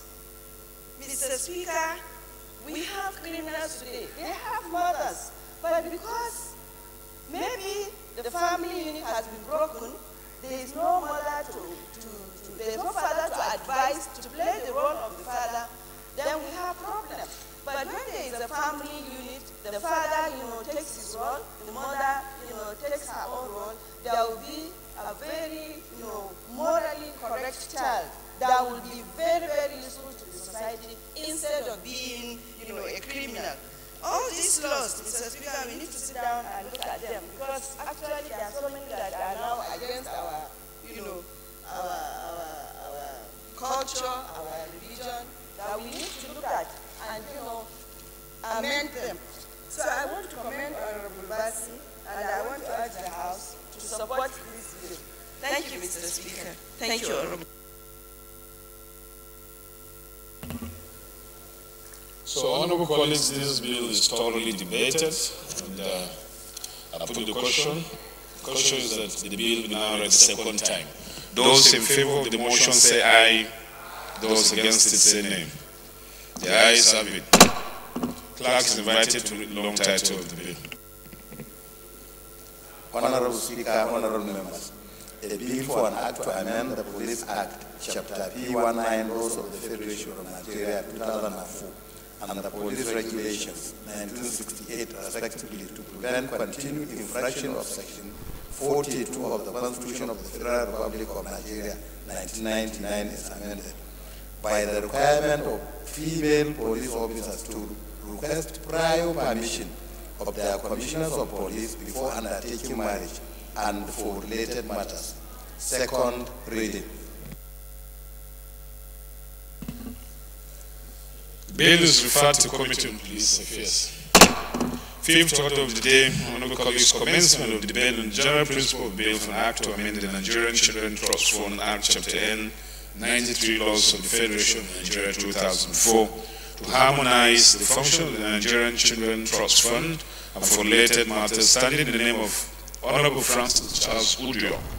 Honorable members will recall that the bill was read the first time on Tuesday, 16th January 2018, and I invite Honorable Francis to move the bill now read a second time. Honorable Speaker, honorable members, my name is Francis Charles Udio, member representing Korabs in Plenary, Eastern Obolo Federal Constituency. Mr. Speaker, I'm from Akwa Ibom State. I rise to move that the bill for an act to amend the Nigerian Children Trust Fund Act Cap N93 Laws of the Federation of Nigeria 2004 to harmonize the functions of the Nigerian Children Trust Fund and for related matters be read the second time. And so move. Seconder, Honorable Dr. Achibong. Thank you, Mr. Speaker. My name is Dr. Henry. Honorable members. I represent the people of Itu, Ibiono Federal Constituency in Akwa Ibom State. Mr. Speaker, I rise to second the motion ably moved by my colleague Charles Udio. I so second. Dr. Achibong, I forgot you were on the floor. And I'll call you to corroborate what Dr. Lasso said about the age of 32. I didn't know you were there because we need corroboration to believe that. So, it's been seconded. Please, Honorable Francis, lead the debate. Mr. Speaker, honorable colleagues, this is a one-line amendment, but it is important that we understand that the Nigerian Trust Fund Act was first, the fund was established first in 1979, a year known as the International Year of the Child, and observed in Nigeria Year as the Year of the Nigerian Child. Mr. Speaker, the Trust Fund was established to cater for the welfare and the need of Nigerian children and for the purpose of providing integrated welfare services and programs for the benefit of the Nigerian child. But looking at, which is clearly stated in section 113, but looking at section 3, which creates a notion that the Trust Fund centered basically on children who are especially planned for the benefit of children. So, Mr. Speaker, I sought to amend it to organize and implement programs for the welfare of children who are infants and children who are of school age to the age of 16. It is very simple because the section 3C contradicts section 1 by infringing on the responsibility, one of the responsibilities of providing scholarship for the Nigerian children, where it says that it should not be up to an age of school age. It means people in the primary school are not captured in the responsibilities of this one. So we thought that the age be 16 emphatically and also for infants. So, Speaker, that is the amendment we sought, and I crave the indulgence of my colleague to support this amendment. I so submit. This is a very straightforward bill. Last contributor will be Honorable Archibald. I hope you are not trying to turn it into Aqua Ibom bill. Thank you, Mr. Speaker. Mr. Speaker, like you rightly said, we're not, my name is Henry Archibong. I represent the people of Itu, Ibiono Federal Constituency in Akwa Ibom State. Mr. Speaker, I'm not trying to change it to an Akwa Ibom bill, but as a brother, I need to support. Yeah, Mr. Speaker, I am looking at section 17 of the Nigerian Constitution, section 1, A and F, which states that the state social order is founded on ideals of freedom, equality, and justice. In furtherance of the social order, A says that every citizen shall have equality of obligations and opportunities before the law. And then section F goes further to say that children, young persons, the aged are protected against any exploitation whatsoever and against moral and material neglect. Mr. Speaker, this amendment seeks to correct the fact that children are supposed to be up to the age of 16, and so they are supposed to be well taken care of. Apart from the fact that these children are the future leaders of tomorrow, and at this young age group, they are supposed to be molded in terms of nutrition, in terms of education. So this trust fund, which my honourable colleagues are advocating, has to cover both the infants and those that are up to the age of 16. So, Mr. Speaker, I support that this bill be read the second time. Thank you very much, Mr. Speaker.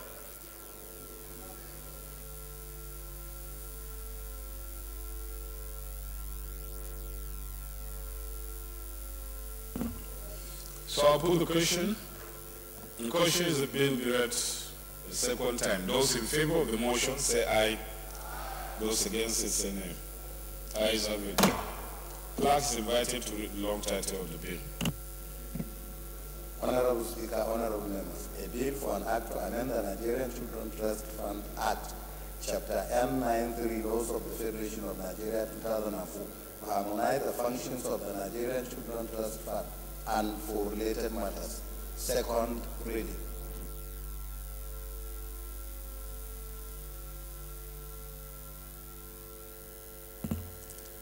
The bill is referred to Committee on Women Affairs. Sixth order of the day is a motion on amendment of the standing orders of the House of Representatives pursuant to Orders 19, Rule 7, to create a new standing committee standing in the name of Right Honorable Suleiman Lasu Yusuf. Honorable Yusuf is now invited to move the motion. Thank you, Right Honorable Speaker. My name is Lasu Yusuf. I represent Irepo-Odun, Olorunda Orulu Osogbo Federal Constituency. I'm from the state of Osun. My motion is amendment of standing orders of the House of Representatives pursuant to Order 19, Rule 7, to create a new standing committee. The House notes the spread of violence and other security challenges in Nigeria, ranging from kidnapping to armed robbery and deadly attacks by suspected herdsmen, etc. Also notes that apart from the economic losses, there are other consequences of this crisis ranging from people losing their lives, children missing out on education, as well as continuously contributing to ever-increasing number of refugees in IDP camps with so attendant challenges. Further notes that the Nigerian security agencies have not been proactive enough to curtail or address the challenges. Aware of the incessant ethno, religious, communal boundary and other crises bedeviling our country, suggesting that the country stands to gain up to $1 billion annually in total microeconomic progress in a scenario of peace between farmers and pastoralists in Benue, Kaduna, Nasarawa, and Plateau states alone. Also aware of the grave economic losses associated with the Niger Delta crisis, as well as the psychopathic killings by cultists in Lagos, Edo, Kogi, and other parts of the country, including the ongoing kidnapping in the country. Concerned that no country can attain meaningful development when it is constantly faced by crises and conflicts which discourage investments. Further aware that previous resolutions of the House on the matter have not been complied with by the relevant ministries, departments, and agencies of government. Cognizant of our responsibility as an arm of government to ensure that the security of Nigerians, as encapsulated by Section 13 of the Constitution of the Federal Republic of Nigeria, 1999, as amended, desirous of the need to take the proactive steps to prevent further conflicts with the attendant loss of lives and destruction of properties. The House hereby resolved to create a new standing committee, thus there shall be a committee to be known as Committee on Conflict Detection, Engagement and Resolution, consisting of not more than 15 members constituted at the commencement of the life of the House. The committee jurisdiction shall cover engaging warring parties for peace and conflict resolution. And finally, to have another appropriate estimate. Mr. Speaker, I so move. Seconder, Honorable Hassan. Thank you, Mr. Speaker. I'm Isa Hassan Mohammed, representing Jamara Eaters Gadao from Bauchi State. I stand to second the motion heavily moved by the Deputy Speaker. Thank you. Okay, yes, can you now lead the debate, please? Thank you, Mr. Speaker. Once again, my name is Lasu Yusuf. I represent the Irepo-Odun Olorunda Orulu Osogbo Federal Constituency and from the state of Osun.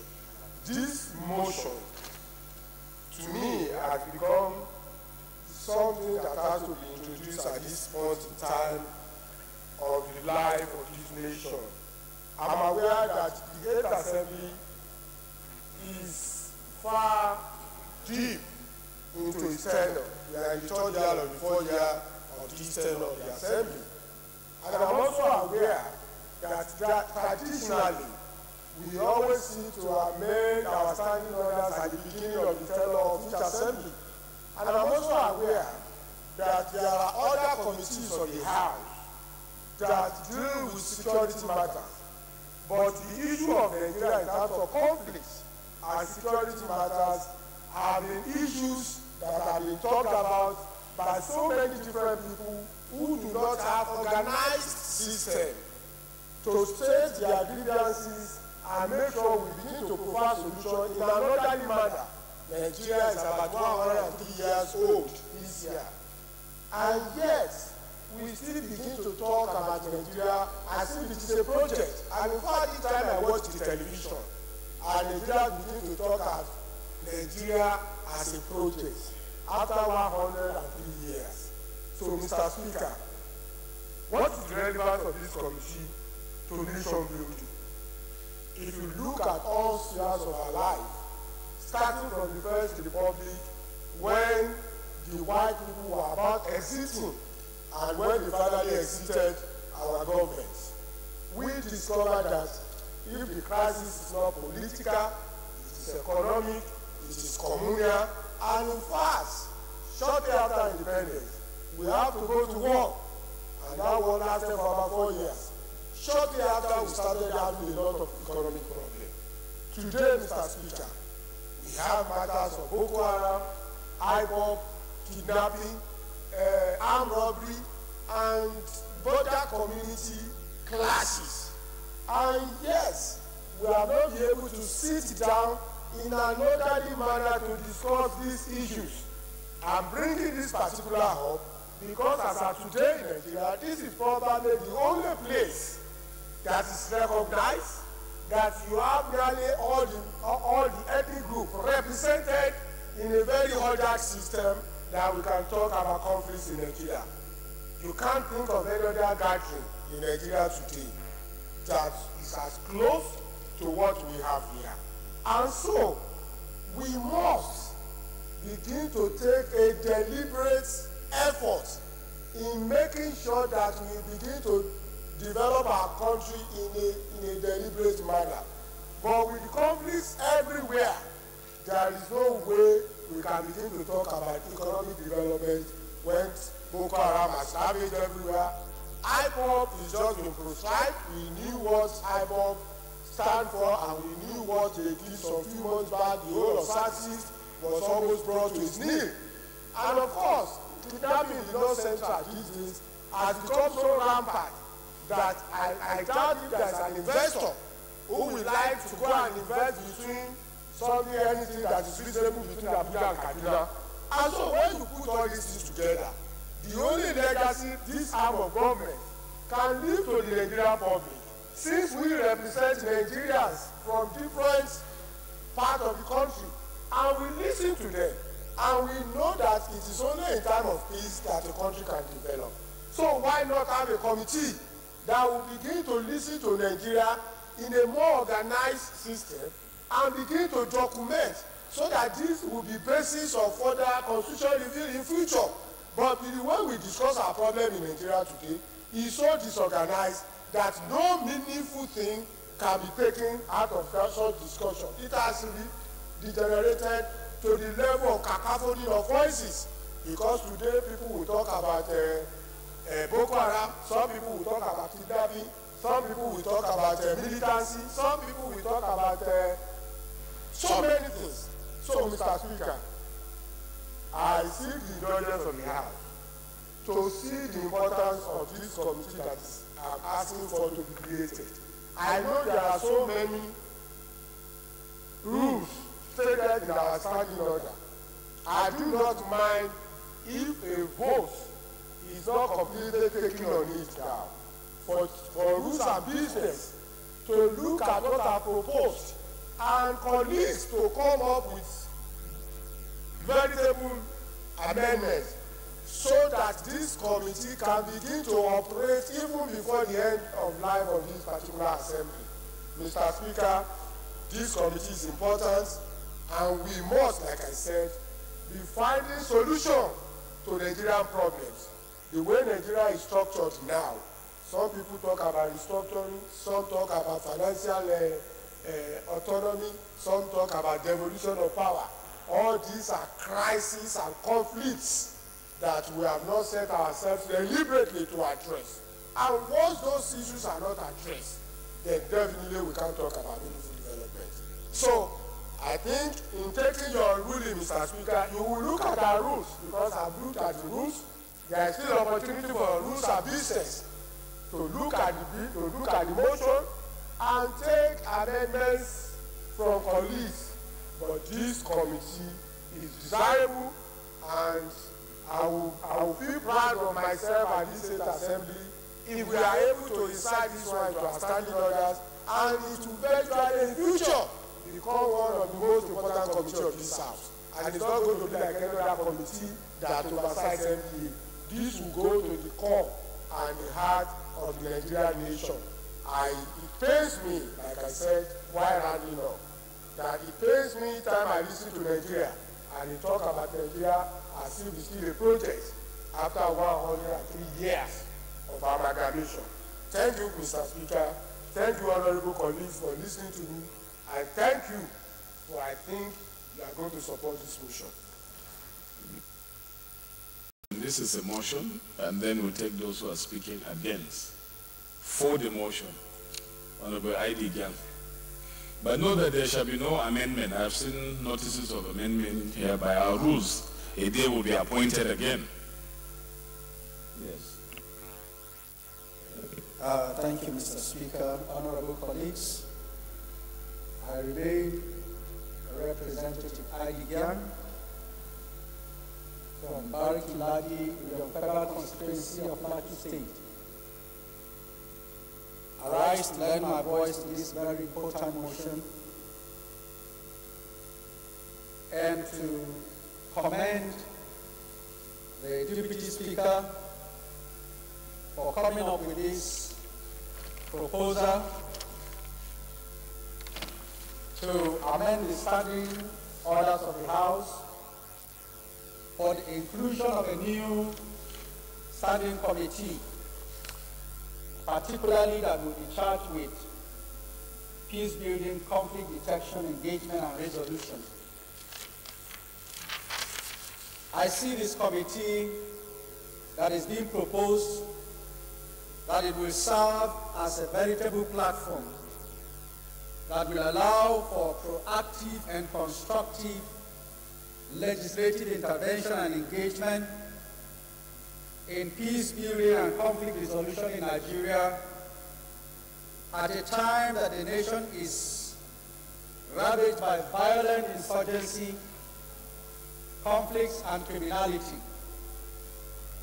Mr. Speaker, honorable colleagues, I just returned leading a team of members of this House representing Mr. Speaker at the African Leaders Summit under the auspices of the Universal Peace Federation, where the role of Parliament in peace building and conflict resolution was a topical issue on the agenda of discourse. And therefore, issues of conflict resolution and peace building are now central and topical in our national discourse, giving our quest to resolve the intractable issues of violent harassment attacks and all the critical issues that the DSP has mentioned.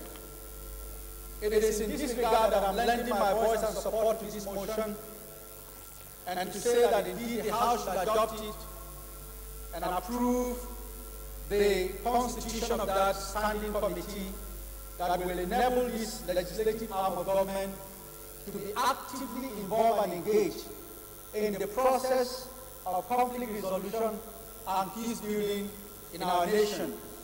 This would be my submission in support of this motion. Thank you, Mr. Speaker and honorable colleagues.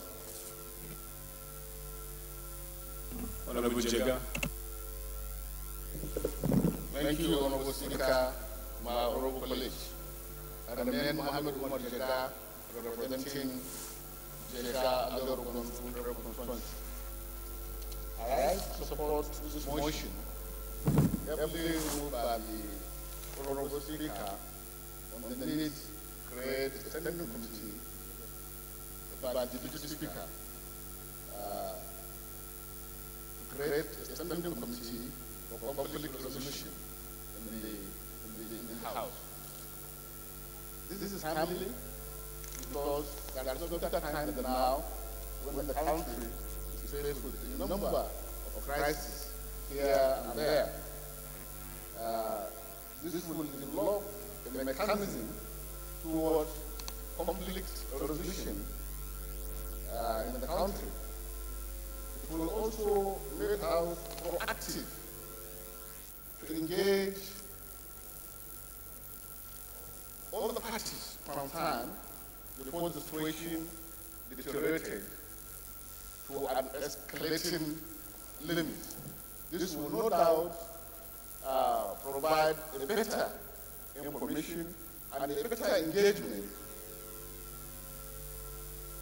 by all the parties concerned to ensure that the conflict is nailed at its very initial stage.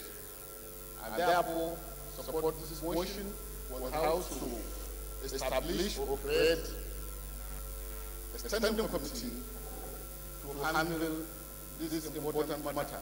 I so support. Thank you.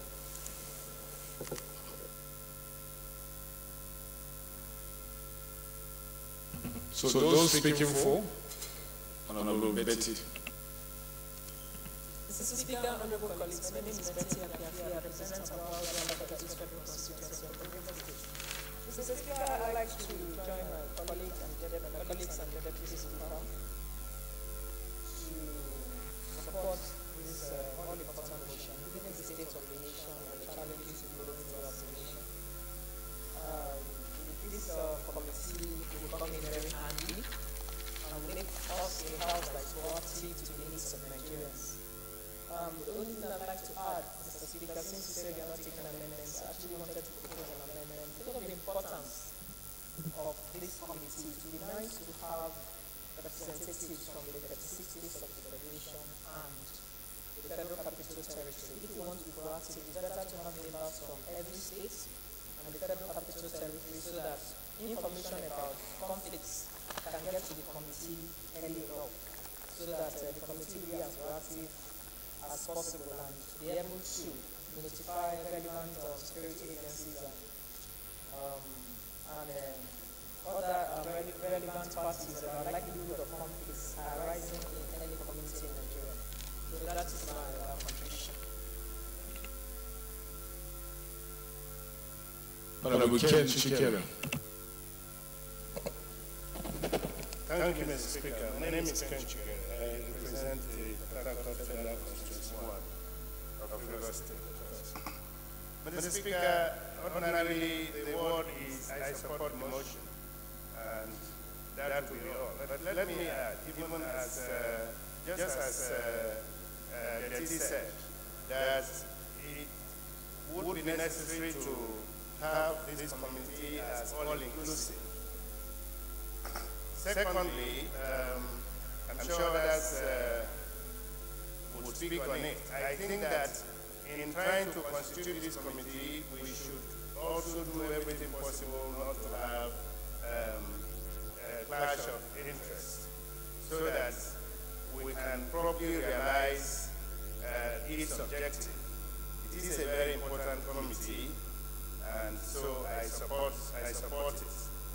And if anything can be done towards having every state represented, it will be for the best. Thank you. The DS, while moving, made reference to Section 13 of the Constitution of the Federal Republic of Nigeria, which according to him is to ensure the security of Nigerians. That section should be Section 14, not 13. So I believe it's a typo, and for the record, it should be corrected so that we don't appear to be saying what we don't do.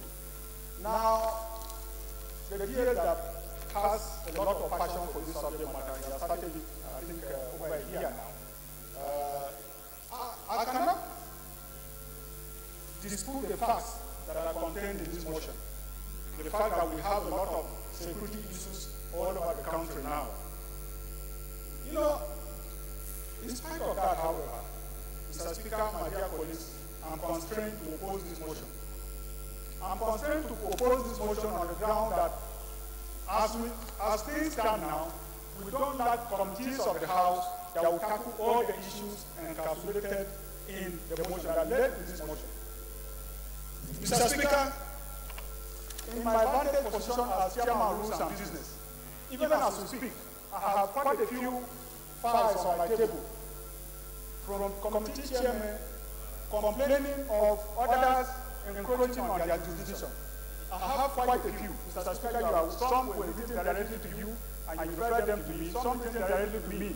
So we have issues of conflicting jurisdiction. Now, I have carefully, Mr. Speaker, my dear colleagues, looked at the proposals contained in this motion as the jurisdiction of the proposed committee. Now, we have the Police Affairs Committee, which is captured in Order 18 Rule 76 G. If I may read it out, my dear colleagues.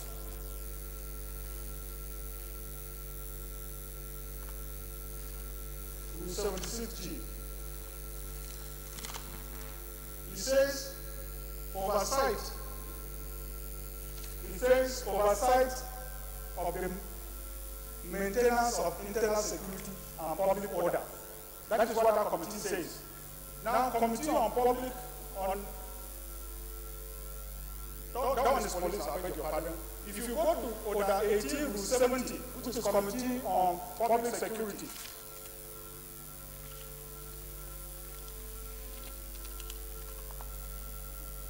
it says, A, committee, the committee's jurisdiction shall cover oversight of public security and then oversight of all matters relating to any organization or agency established by law for ensuring the security of the nation. It then goes in subsection D, oversight of the offices of the National Security Advisor, State Security Services, and National Intelligence Agency. My dear colleagues, even the Committee on Emergency and Disaster Preparedness contained in Order 18, Rule 32. Order 18, Rule 32.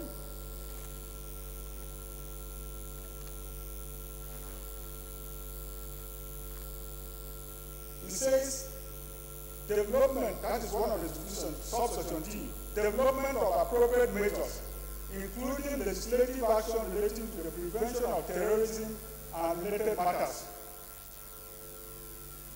E, development of sustainable national contingency plan in private and public sectors. And then we have a Committee on Foreign Affairs. Committee on Foreign Affairs oversight what this motion proposes. Because if you look at the resolution, the relief sought in this motion, resolution 2E, it says oversight of the Institute of Peace and Conflict Management. My dear colleagues, Peace and Conflict Management, Institute of Peace and Conflict Management was set up in February 2000 under the Ministry of Foreign Affairs. Now, so if you go ahead and create this committee that is being proposed here, you have a situation today, the Committee on Internal Security, Public Safety will come and complain that we have encroached, this committee has encroached on this jurisdiction. Committee on Police will come the next day and say the same thing. So we go back to the same problem we're having, where committees, and it doesn't give a good impression. That is one. Secondly, the impression has been created here that we are going to create an agency of government in the legislature. Because look at what this subsection 2, the jurisdiction shall cover engaging warring parties in conflict situations to achieve amicable settlement, alerting security agencies on the likelihood of the conflict arising in any community in Nigeria, liaising with relevant committees of the House on conflict management. So it's neither here nor there. We already have committees that will take care of all of this. So in my opinion, as laudable as the reasons behind this are, we already have standing committees that will take care of this, unless we want to have a situation tomorrow where Rules and Business Committee will we have letters read, we try to sort out this. It's better we prevent than to seek to cure the situation. So I appreciate it, but we don't need a new committee, my dear colleague. Honorable Zachary. Thank you, Mr. Speaker. My name is Zachary Mohammed. I represent Broughton, Kayama, Federal Constituency, Speaker of Forest. Mr. Speaker, I don't think that our problem is actually not the committee. We can look inward. I believe, relying on the last contribution, we rely on certain committees of the House and expand the scope. For instance, the Committee of National Security that is talking about, I believe that it is a committee that can cover that. Besides, when you are saying you have to engage warring communities, we are going outside our mandate as legislators. We are part of the job there, the job of the executive. And I don't think that as people are translators of law here, and of course the acts of other government establishments, we will try to undermine them. Let me give you an instance. If you go to Germany, for instance, they have just the police. The police does the immigration job, they do custom job, they do every other job, and they're very effective. So I think our problem is just about the creation of committees. Already, when you take headlines, you hear that the last time we had committees are over 80. And bringing in a new one, I believe that within the existing framework, we can cover this. I share the concerns of the Deputy Speaker, but at the same time, the institution should be seen as ubiquity legacies that are worthy of emulation everywhere. So I believe that, lying on the Honorable Okejo's submission, that the House should take a deeper look at this beyond the face value and see that committees of the House that already exist, within them we can accommodate these concerns. That's my submission. Mr. Speaker, thank you for yielding the floor to me. My name is Honorable Ogene Ima Ego. I represent the very good people of our ward of the Federal Constituency, Lagos State.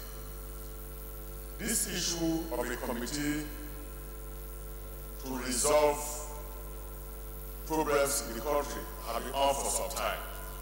And each time it comes up, we have always had arguments that there are committees of police, there are committees of security, SSS, which can handle this. But we have found out that all the existing committees have not been able to do anything about the conflicts that are happening. It is either that the existing committees have abandoned the work, or their jobs are not so well defined that is making them not to go into areas of serious problem. Now, committees come up to solve problem. Committees don't come up on a vacuum. Right now, there's an identified problem in the country. Everywhere, every day, herdsmen are fighting with farmers, killing people here and there. Every time, there is also problem between communities. And sometimes, members of these communities are so partisan and they are so proud that they are not able to engage each other on peace issues. Even when we have members representing the House, you find out that the member will insist that that land belongs to his community. They cannot go and discuss with the other side. Meanwhile, people are being killed. It will require a third party to intervene. Now we say the executive arm of government will handle this.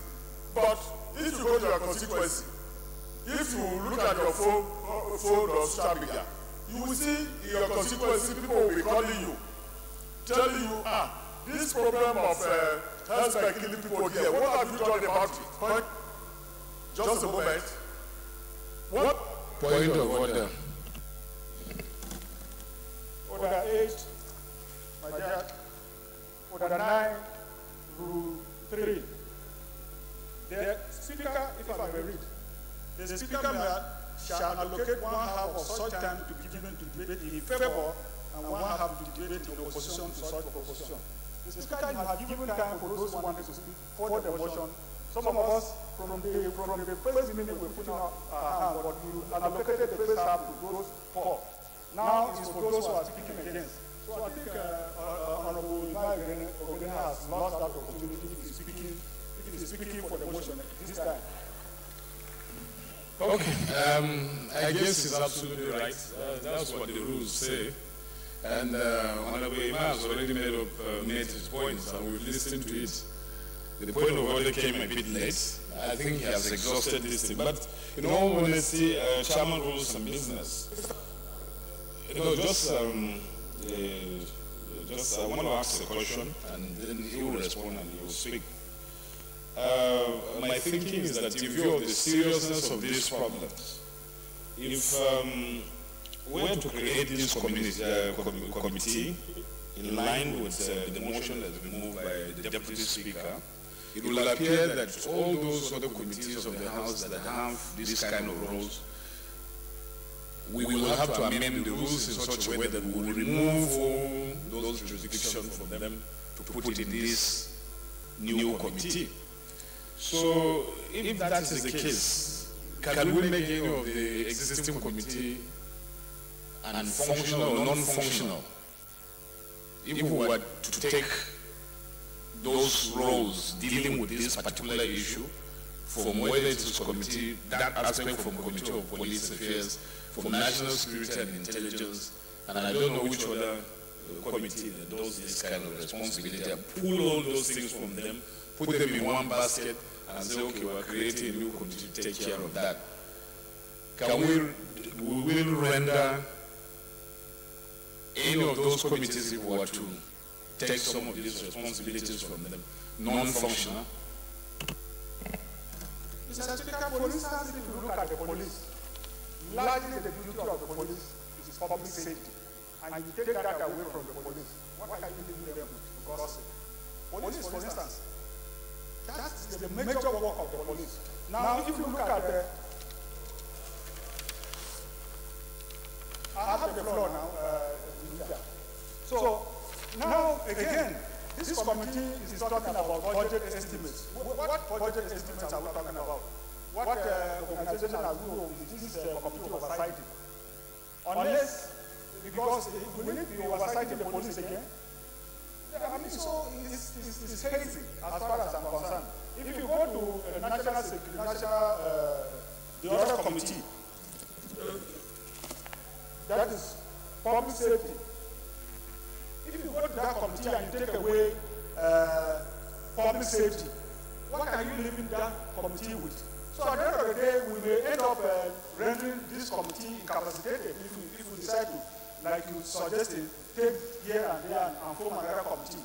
I mean, we'll have a big fight on the floor in this house, because I know what I go through. When people come orally and by writing that I should try to resolve, and sometimes I don't know what to do because, going by the position of our rules.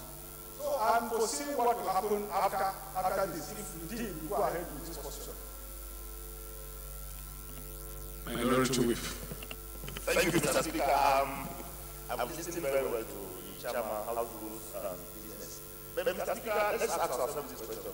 We are in the process of law making, and when we are making law, it's good we debate issues thoroughly. Now, we have peace and conflict resolution in the Nigeria Institute in Nigeria. What is their job? If what is in peace is the entire function of the police. In any situation, when you bring in the police, it's a different thing. And most of our fighting is going on today. Some are ignorant of the law. And it's not about, if we have a committee in the house today, it is going to tell these people, look, this is what the law says. You are not supposed to behave like this. I mean, it's a process. And the moment you bring in police, it becomes a very entirely legal issue that the next thing you are thinking of is going to court. And we have realized that police do not even solve problems. The moment you bring in police, the people become a bit apprehensive. They don't even want to open up. But when you have a committee like this, where we sit down in the olden days, even before the emergence of police, communities do sit down with each other. And what is wrong? If the National Assembly will support such initiative, where people can sit down and talk to themselves and resolve issues without necessarily inviting the police. Mr. Speaker, just of recent, this House has the Peace Corps of Nigeria. Peace Corps. That is the name of the corps. Peace Corps. And the police not there. What is the Peace Corps supposed to do? Now, are we not supposed to have even a committee that will look at what Peace Corps is doing? So I think in the pursuance of peace, there is nothing too much. It is the ultimate objective of every people to see that we create peace, and it is only on that premise that development can take place. For me, I think we can take this motion, take the committee to the committee. Thank you, Mr. Speaker, my dear colleagues. Mr. Speaker, this is a special motion which the Deputy Speaker brought. And I want us to be guided by the rules concerning the procedure on amendments. I will just go through the rules. If you go through Order 19 Rule 7.3. The mover or movers of the amendment shall be allowed to explain in detail the proposed amendments. Thereafter, the House shall decide by simple majority votes whether the amendment shall be considered or rejected. Then, sub 4 says, if the decision is to consider the amendment, which I think is what we're trying to decide now, then another date shall be set aside by the Committee on Rules and Business, whereby opportunity will be given to members to further propose amendments, but must strictly be confined to the original amendments. So I think that the concern of the Chairman, Rules and Business is taken care of. The issues of conflicts and all that. By the time we come back, if there are further amendments that we need to make to put it in line with the proposed amendments, then we can do that. But for now, it's for us to decide whether truly we need to look at this amendment or not. And my position is that with all the arguments that we have come back, there is no doubt that there is need for us to consider the amendments. But then if we need to reject some other parts of the rules, we will come back for the consideration proper. That will be done. That's my understanding of it. Honorable John Day. Thank you, Honorable Speaker. John J. Benue States, Bogota constituency. Just to add to what is being proposed by the Deputy Speaker. In this House, we had the Committee of Health in the 7th Assembly. I remember when the issue of HIV/AIDS and others came up, they created a committee on HIV/AIDS to look deeply into the issue of HIV/AIDS. That was taken away from the Committee on Health. Again, we had the Committee on Water Resources. Lake Chad was created out of it to give a proper attention to the Lake Chad's activities. And several other committees are being split in this same House in the past. I think it is not our place to create this committee to give specific attention to the crisis that is ongoing, and we don't know when it's going to stop in this country. So I think it is not our place to create another committee. Honorable Benny. Thank you very much, Mr. Speaker. My name is Benny La. I represent Lankano constituency. Mr. Speaker, I just want to commend the Deputy Speaker for bringing a much needed motion to amend our rules of the standing orders to provide for the Committee on Peace and Conflict Resolution. Mr. Speaker, I think what we're doing here is confusing the role of law enforcement agencies and that of this new standing committee. The law enforcement agencies we have in this country are the police, the military, we even have sub or let's call it paramilitary, like the police force that you just mentioned, which is under the Committee of Interior. I was a member of the subcommittee that produced that final bill. Immigration, fire, prisons, so these are meant to be law enforcement agencies, most of them having weapons. But we do not have a committee that will get to the root of the crisis, resolve it before it becomes a problem. I think if the Peace and Conflict Resolution was not just an institute but an agency doing its job, I think a lot of these crises will not be happening all across the nation. So please let us try and separate the two.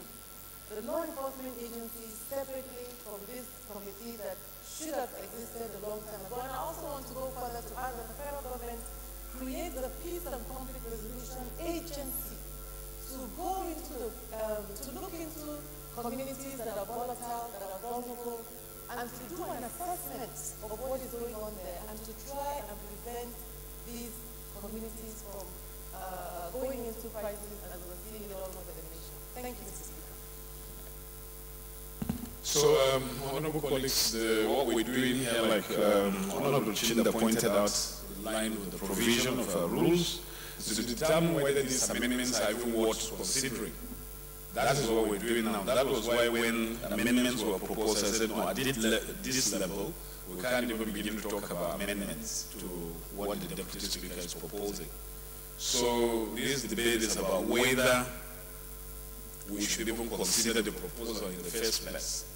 Then the rule says if we decide by simple majority that we should consider the proposal, then Rules and Business will schedule another day where we'll have a proper debate where amendments will be proposed. And that amendments will deal with how we can trim these functions from other committees if we so agree today that we should look into these amendments. And nothing will stop us if, assuming we can't just remove these things without killing the other committees, to say no, we should leave the rules the way it is. So the question for today, the debate we're having today, is whether these proposals are strong enough for us as a House to look into them. But the debate as to whether the rules will be amended will take place, assuming we pass this on a day to be appointed by Rules and Business. That's the provision of our rules. So that's where we are. Yes.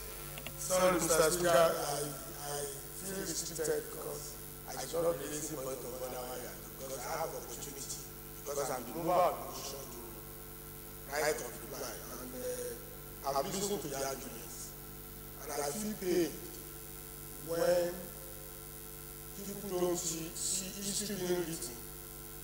What we have read from books is that great moment of history are always attended to. What we are doing this afternoon, and I laugh when Chairman keeps saying public safety. If I ask two simple questions, how many of these committees in the last 2 years, for example, have detected, sat with any community at all to begin to resolve issues? The answer will be no. The answer will be no. Don't reply me while you are talking. You don't reply. Mr. Speaker, please. I'm using my point of order, replying to the motion I move. And if you look at it very well, there is no pecuniary interest in this matter. This is a national issue. At 57, I was born at a time when Nigeria was slightly okay. But everybody knows that since 1960 in Nigeria, which is the second half of the First Republic of Nigeria, we didn't have a crisis and begin to provide solution.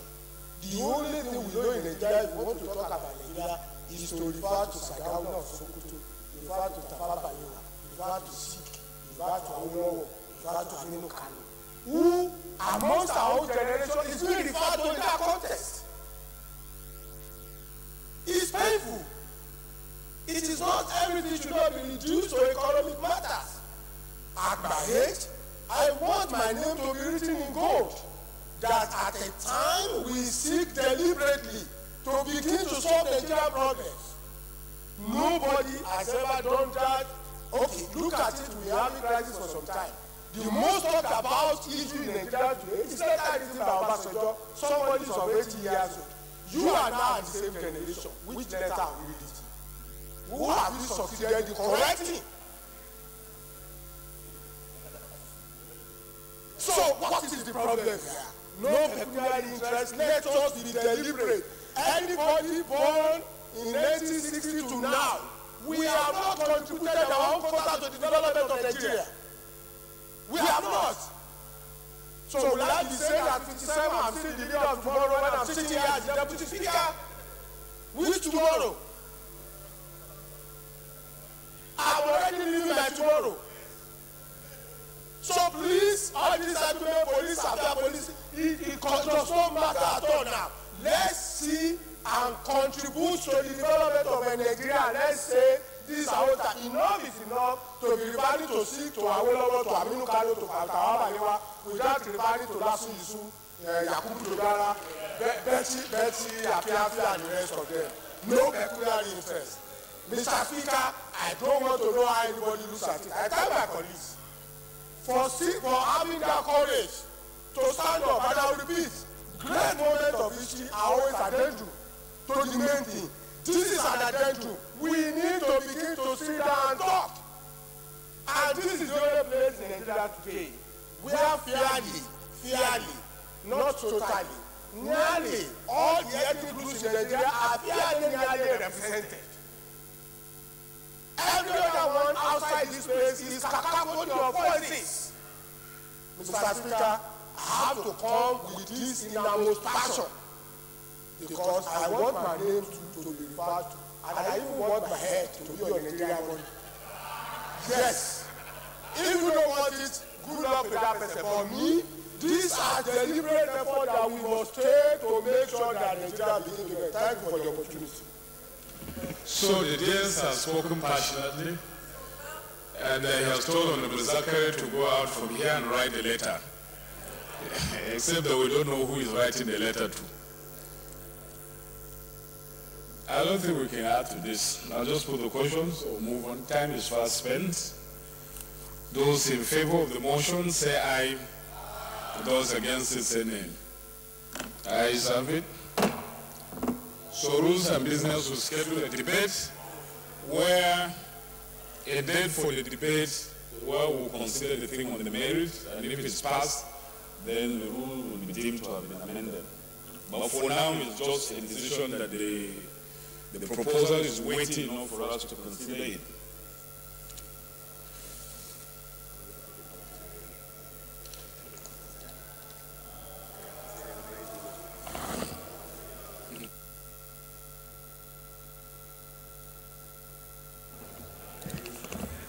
Honorable colleagues, 6th order of the day is a motion on amendment. Nope. The 7th order of the day is a motion on in-season attacks at Demsa, Lamur, the Numan Federal Constituency of Adamawa State by unknown gunmen, studying the name of Honorable Talatu Yohana. Honorable Talatu is now invited to move the motion.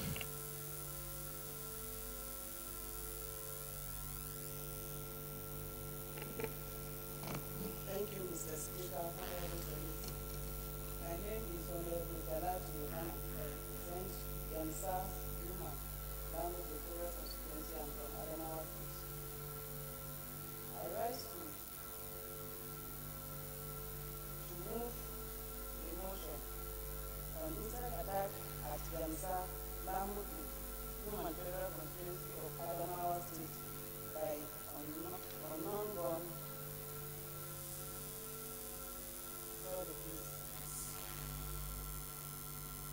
By unknown government. The House notes that on Sunday,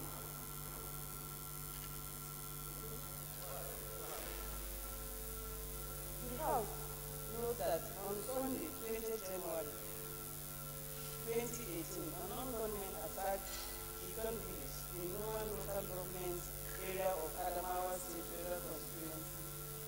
Adamawa State.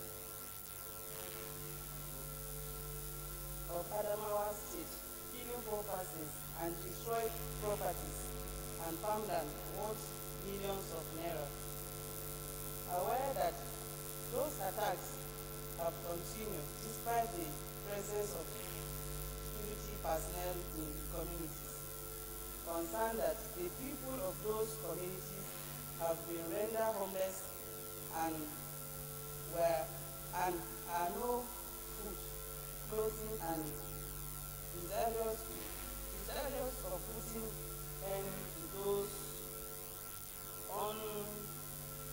unwarranted attacks in order to restore harmony in those communities. Resolve to observe a minute silence in honor of those who lost their lives in the attack. Urge the Inspector General of Police to develop security in those communities to step the tide of attacks. Also urge the National Emergency Management Agency, NEMA, to provide relief materials to the affected communities to relieve their suffering.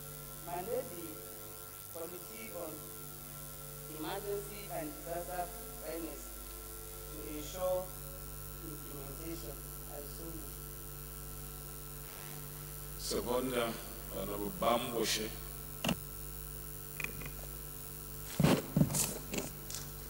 Thank you, Mr. Speaker. I am Honorable Bamboshe Otoyo Joseph. I represent Badagry Federal Constituency. I rise to second the motion as moved by Honorable Talatu Johanna. I so second.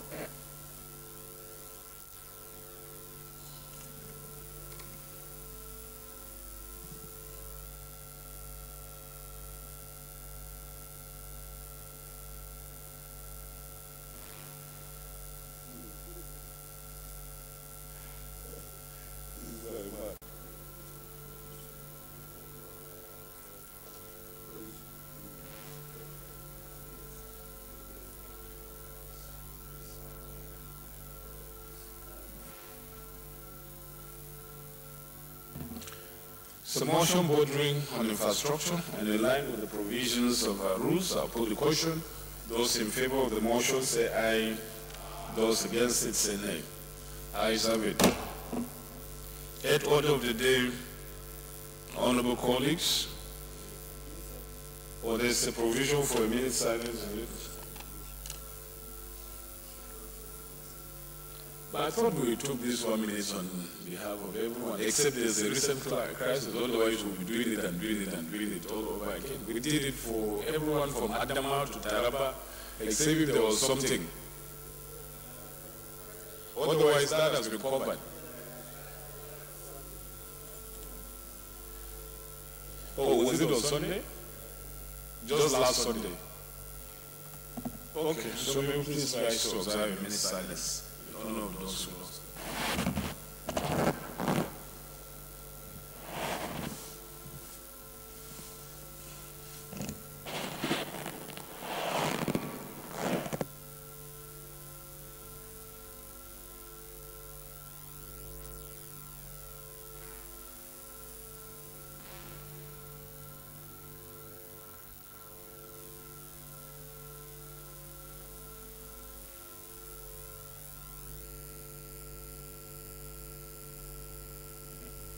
Gentle souls of those departed ones rest in perfect peace. Amen.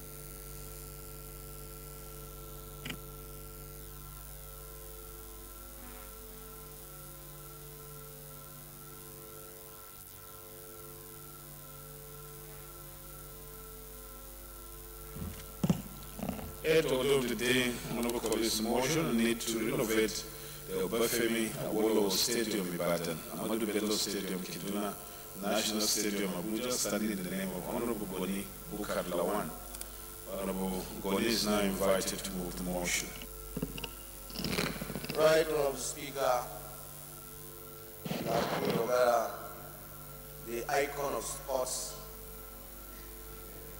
initiator of Northeast Development Commission, I am Right Honorable Goni Bukar Lawan, member representing Burusari, Gaidam Burusari.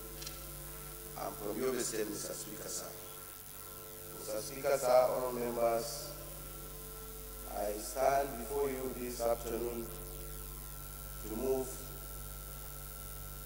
that the Obafemi Awolowo Stadium, Ibadan, Amadou Bello Stadium, Kaduna, and National Stadium, Abuja, were constructed at different times in 1958, 1964, and 2004, respectively, to promote sporting activities and are among the major stadia in Nigeria.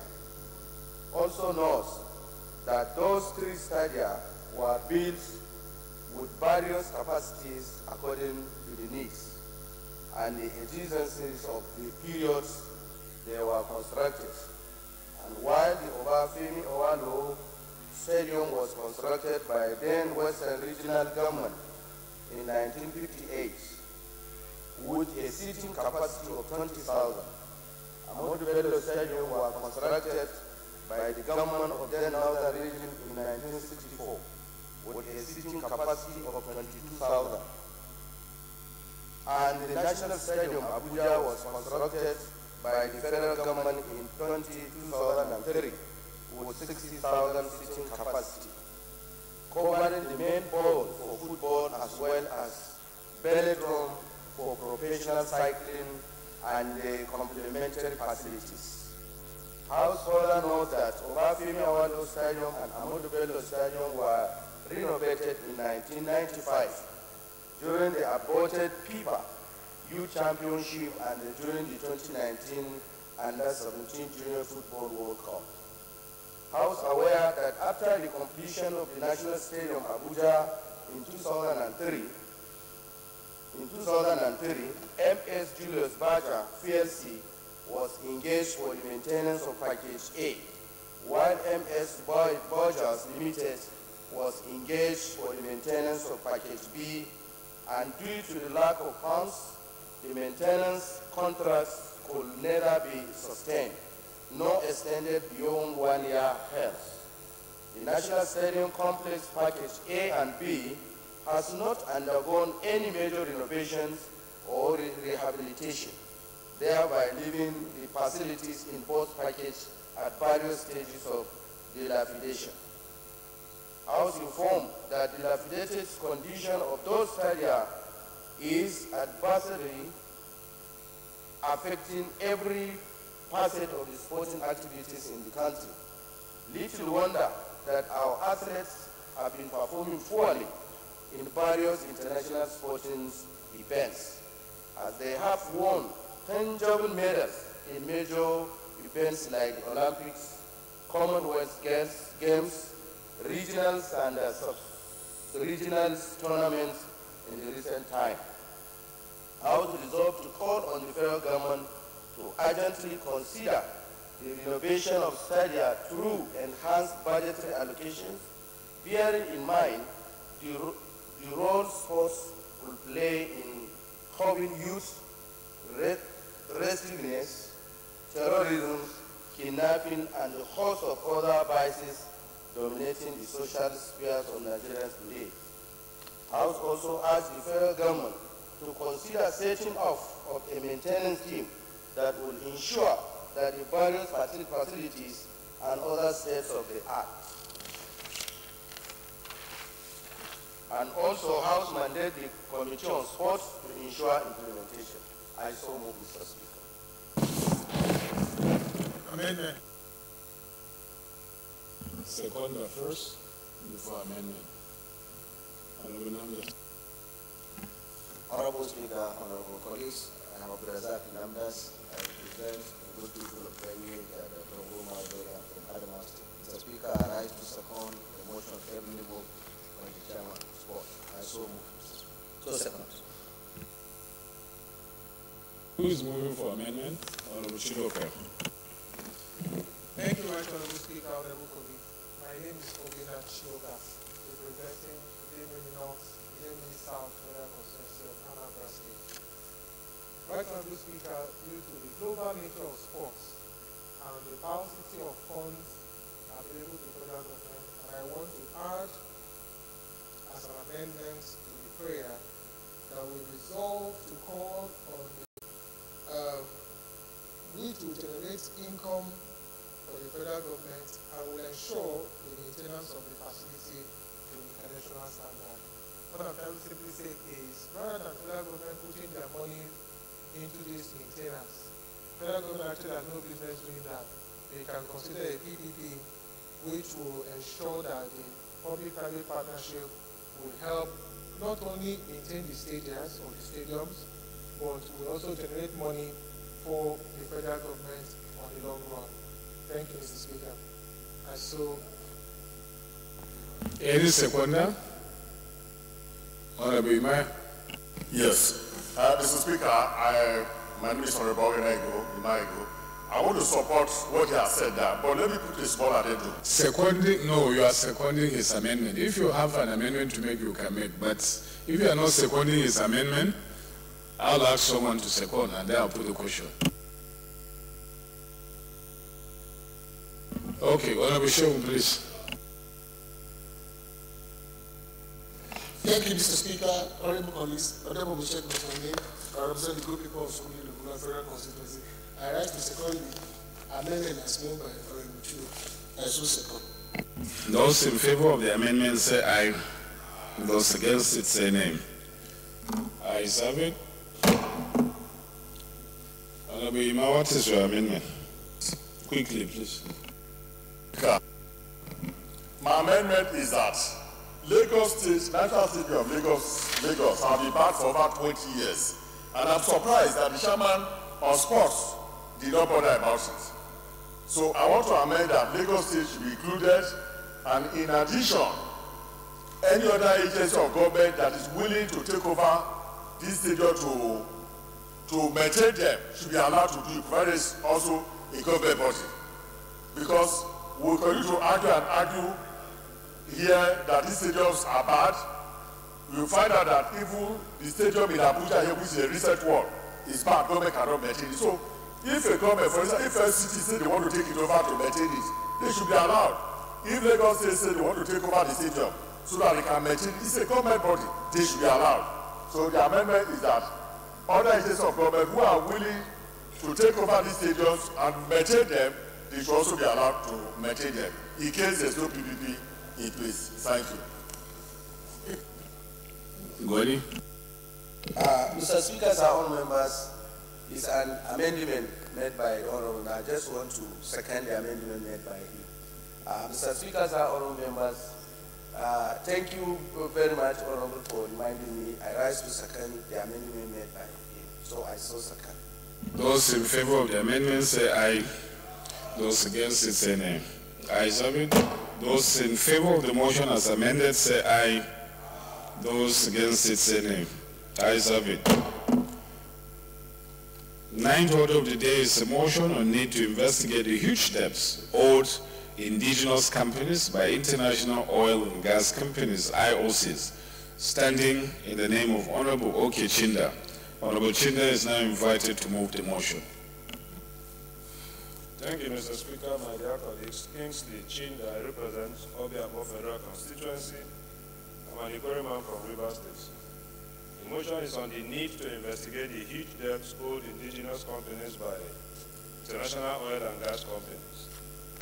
The House knows that several indigenous companies that have rendered services, executed contracts, and or supplied items to international oil and gas companies operating in the country are being owed huge sums of money by these IOCs, as a result of which those companies are going through difficult times.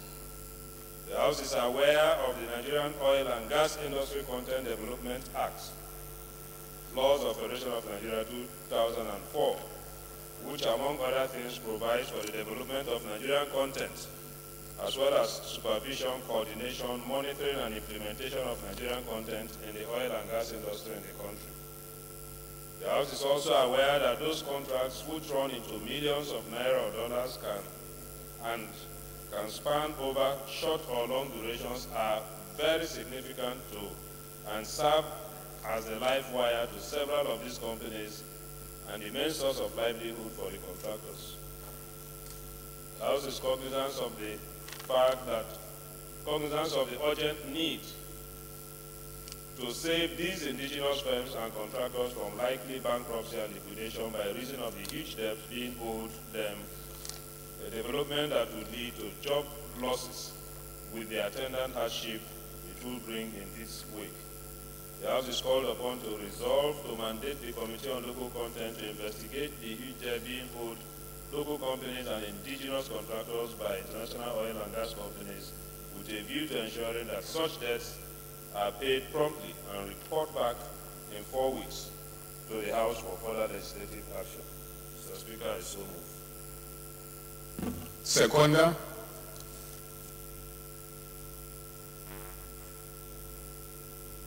Okay, the Minority Whip. Thank you, Mr. Speaker. My name is Yakubu Badri. I rise to second the motion as ably moved by Honorable Chinda. I so second. Honorable Chinda, even though it's investigative, but it'll take 2 minutes to bring your thoughts on this, and then we'll put the question. Thank you, Mr. Speaker. My dear colleagues, the entire essence of the motion is to ensure that we continue to secure the jobs which our people presently hold. We will recently we've been recording serious job loss or losses.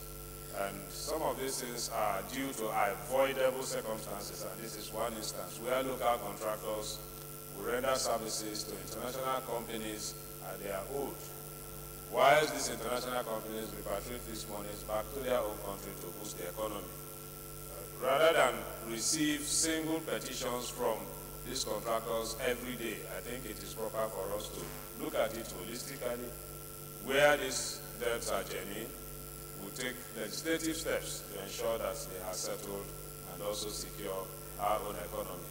I therefore urge you to support this motion. Thank you. Honorable Gololo. Thank you, Mr. Speaker. Honorable colleagues, Mohammed Garba Gololo is my name, representing the people of Gama and Congo District. I rise to move an amendment on this motion, every move my leader, Honorable Chinda, to refer it to an ad hoc committee instead of the main committee to look into this matter. I so move. Thank you. Honorable Sergio, second. You are seconded now. No debates. This is Honorable Shogun. Thank you, Mr. Speaker. Honorable colleagues, I remain Shogun Odebomi. I rise to second the amendment. Those against it say nay. Ayes have it.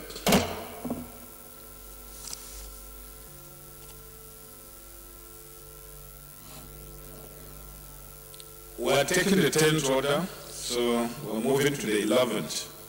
The 11th order of the day is a motion on it to ascertain the state of Nigeria's rail transport system, standing in the name of Honorable Shegun Alexander Adekola. Honorable Adekola is now invited to move the motion. Mr. Speaker, we've not taken the question on the motion proper. We took the question on the amendments. Let me, Adekola, please, sorry. Those in favor of the motion as amended, say aye. Those against it, say nay. Ayes have it.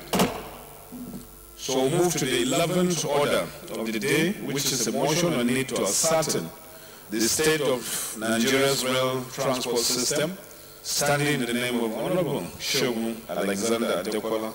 Honorable Adekola is now invited to move the motion.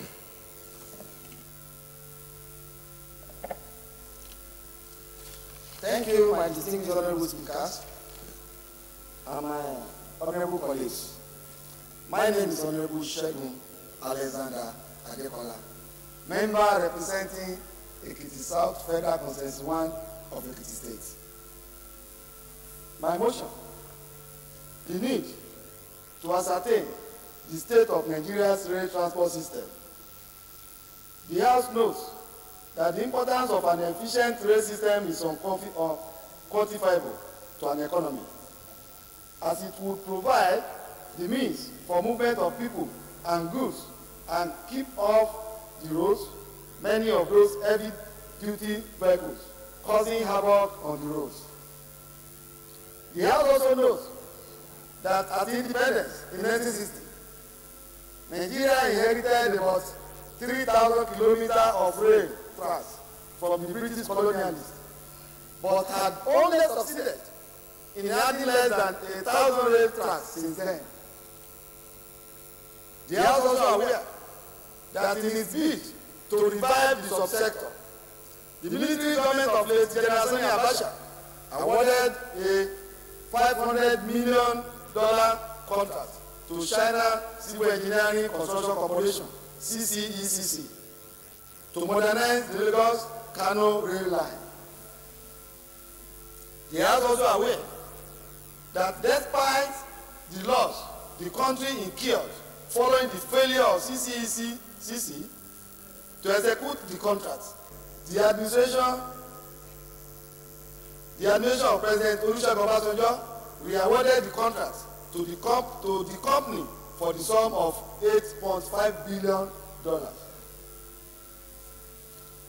The House informed that midway to the execution, the administration of late President Umaru Musa Yar'Adua split the Lagos-Kano railway rehabilitation into two, awarding the 488 km Lagos-Jeba rail track to the same CCECC for $81.3 million, and the longer one, 827 km of Jeba to Kano axis to Consular West Africa at the same cost, while also signing a 180 million contract with General Electric for the manufacture of 25 locomotives.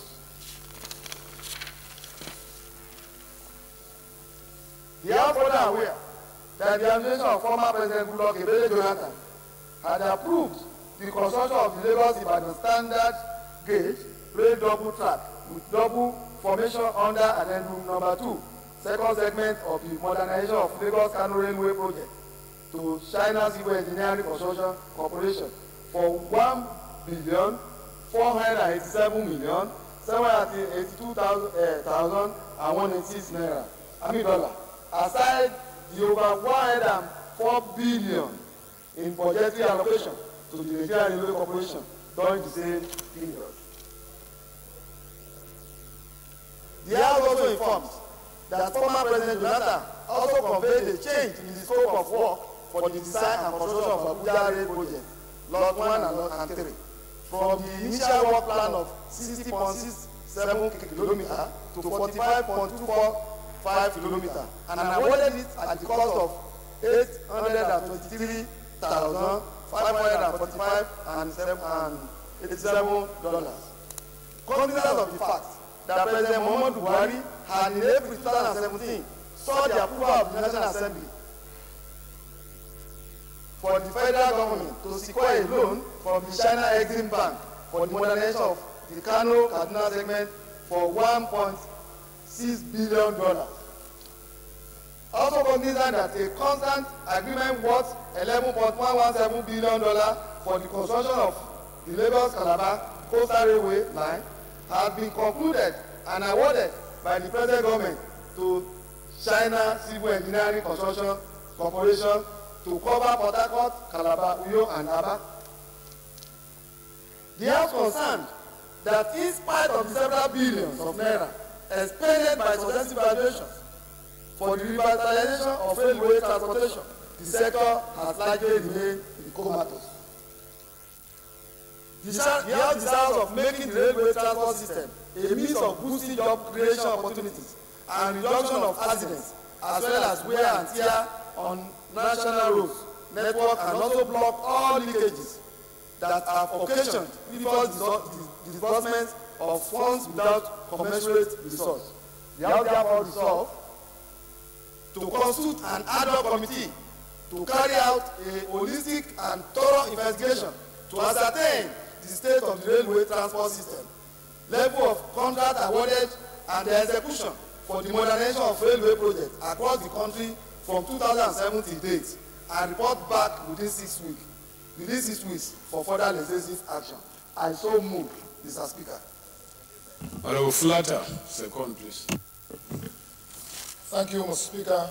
Honorable colleagues, my name is Abubakar Flatter. I represent the New Akri Kasama Guri Federal Constituency. Mr. Speaker, from the outset, I rise to second the motion having been moved by Honorable Shegun. I so second.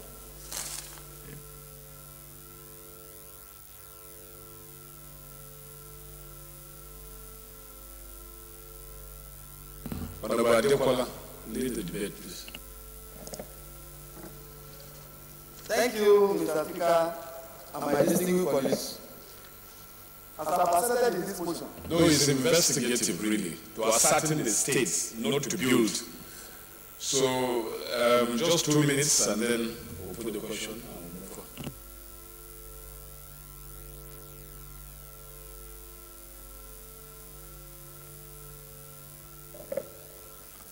We all know the importance of people have been sent to the early graves because of potholes unrelated, because every work, everything is on, every pressure is on our roads. And we can equally know that the cheapest form of transportation is railway, and it's very cheap for our people to afford. But unfortunately, all the investments, all the monies that have been invested on this sector is like they have gone down the drain. like I've started, the head of state, Sonny Abacha, invested the whooping sum of $528 million to this China Civil Engineering Construction Corporation. Without doing anything, the money was pocketed. No commissionable work to show for the money taken. Likewise, the same CCECC, China Civil Engineering Construction Company, collected the contract of to build railways to link all the capitals in Nigeria at the rate of $8.6 billion from Obasanjo government. After pocketed $250 million, that contract was terminated when it was found out that it was overestimated by late President Yar'Adua, and equally awarded the same contract at the rate of $81 million to two different companies. Now the same China Civil Construction Engineering Construction Corporation is what we are giving the construction of the renovation of modernization of our railway to again now by this present regime, by the civil police. What is the assurance that all the monies we have voted for this election will not go down the drain again?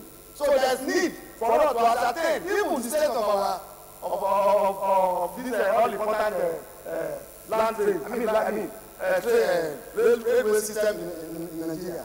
Because we all know all this as a result of policy inconsistency, corruption. That is why we have a rail system in Nigeria that is not even helping our citizens. Mr. Speaker, sir, you all agree with me that there is need to ascertain the status of Nigeria railway system. I so move, Mr. Speaker.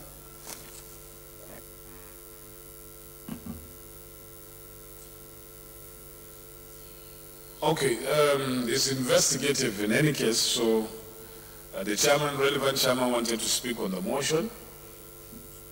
So let's not speculate. Honorable Sheriff, amendment. Thank you, Mr. Speaker. My amendment is that this, since we have a standing committee on this rail transportation or committee on transport, I think the motion should be referred to that committee to investigate instead of setting up an ad hoc committee. I so move. Any seconder? Okay, the chairman of the relevant committee is there. He wanted to talk. I don't know. I said that it's investigative. Do you have information to give? Okay. Thank you very much, Mr. Speaker. My honorable colleague, Amin Sani is my name. I represent East Assembly Federal Constituency. I am from Sokoto State, Mr. Speaker. First and foremost, let me commend the effort of my colleague for bringing this very important motion before the floor of this House. But, Mr. Speaker, I just want my honorable colleagues to understand that under your able leadership, you set up a committee to investigate Nigerian radio corporations from 2007 to date, which is chaired by Honorable Ide Ogonimi, which I am a member of that committee.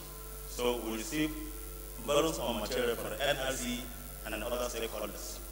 So I don't know, Mr. Speaker, under your own leadership also, this committee was, we are about to meet our report when this committee was dissolved, along other committees. So I don't know how will Nigerian look at this house when we also set up another ad hoc committee also to investigate NRC from 2007 also to date. Thank you very much, Mr. Speaker. Okay, I don't know how far your committee has gone on this matter, but I'm aware that the ad hoc committee we set up was dissolved on account that they stayed too much on the job without turning in a report. And they were dissolved alongside so many other ad hoc committees.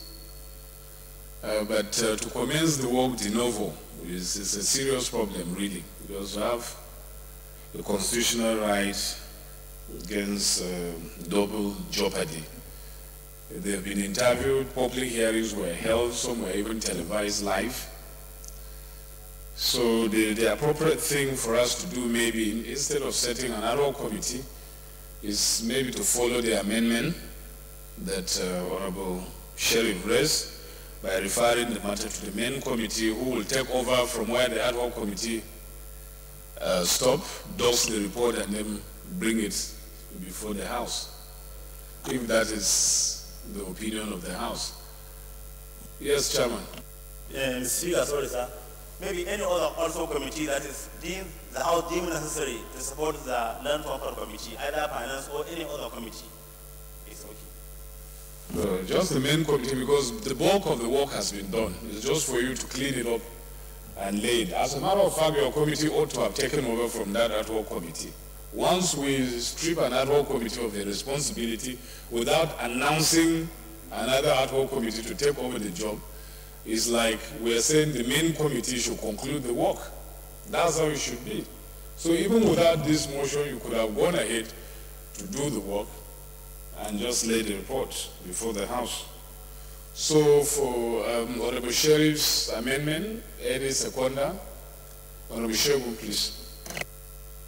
Thank you, Mr. Speaker. I've been on the table, I rise to second the amendment moved by Honorable Sheriff. I so second, Mr. Speaker. Those in favor of the amendment say aye. Those against it say nay. The ayes have it. Those in favor of the motion as amended say aye. Those against it say nay. The ayes have it. So, Chairman, please take over the work of that ad hoc committee, conclude it, and bring the report as soon as possible so that we can make progress. The 12th order of the day, honorable colleagues, is a motion on the need to decongest Nigerian prisons to promote the fundamental rights of inmates, international standards and best practices. Standing in the name of Honorable Olufemi, provide for competition in Nigeria to promote efficiency and expand opportunities for Nigeria's participation in world markets, while at the same time recognizing the role of foreign competition in Nigeria and for related matters. Honorable members recall that the bill was committed to the Committee of the Whole on Thursday, 19th January 2018. Honorable OKJF will move for its consideration. Acting Chair. Thank you, Mr. Chairman. I remain on table member representative Sulu Federal Constitution, acting Chairman of this agreement. A bill for an act to amend the National Broadcasting Commission Act, Cap 1, Cap 11, Law of the Federations of Nigeria 2004, to provide a competition in Nigeria to promote efficiency and expand opportunities for Nigeria's participation in the world market, while at the same time recognizing the role of the foreign competitions in Nigeria and for related matter. I so move, Mr. Speaker.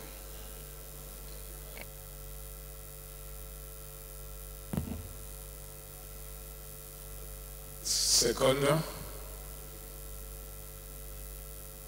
Acting Whip. Sheriff. Speaker, honorable colleagues, my name is Mohammed Nur Sharif, representing Baman Galakala Federal Constituency. I am of APC extraction. Mr. Speaker, honorable colleagues, I rise to second the motion moved by Chairman, Acting Chairman Rules and Business. I so second.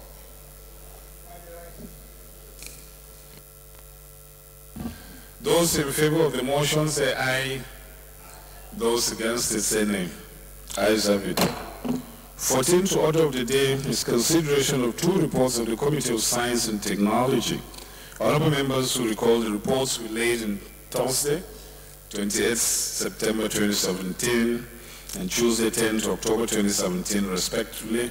Honorable Benila will move for the consideration of the reports. Thank you, Mr. Speaker. My name is Benila, I represent Blackton North and South Federal Constituency of Plateau State. Mr. Speaker, may I move that the House do receive and consider the report of the Committee on Science and Technology for a bill to amend the Energy Commission of Nigeria Act laws of the Federation of Nigeria to provide for the establishment of renewable and alternative energy development and utilization fund, grants priority for the promotion and development of renewable and other alternative energy and for related matters, and to approve the recommendations therein. Thank you.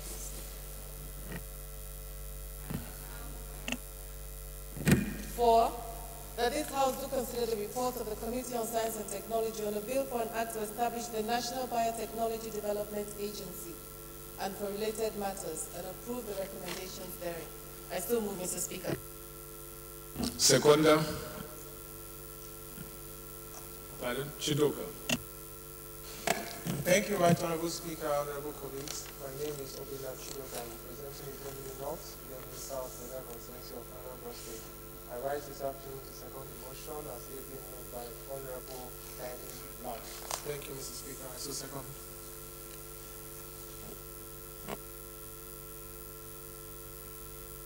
Those in favor of the motion say aye. Those against it say nay. Ayes have it. 15th order of the day is consideration of reports of the Committee on Environment and Habitat on the bill for an act to provide for the establishment of the Institute of Environmental Practitioners of Nigeria to be charged with the responsibility of regulating and managing environmental practices of Nigeria and for related matters. Honorable members will recall the report was laid on Wednesday, 28 December 2017. Honorable Obina Chidoka will move for its consideration. Thank you, Right Honorable Speaker, honorable colleagues. My name is Obina Chidoka, representing Itemini North, Itemini South, and the constituency of Anambra State. Right Honorable Speaker, I rise this afternoon to move that the House do consider the report of the Committee on Environment and Habitat on a bill for an act to provide for the establishment of the Institute of Environmental Practitioners of Nigeria to be charged with the responsibility of regulating and managing environmental practices of Nigeria and for related matters, House Bill 1022, and approve the recommendations therein.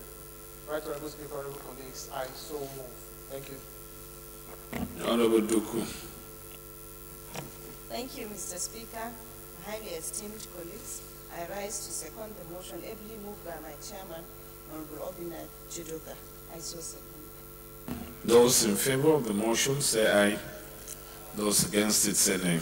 Ayes have it.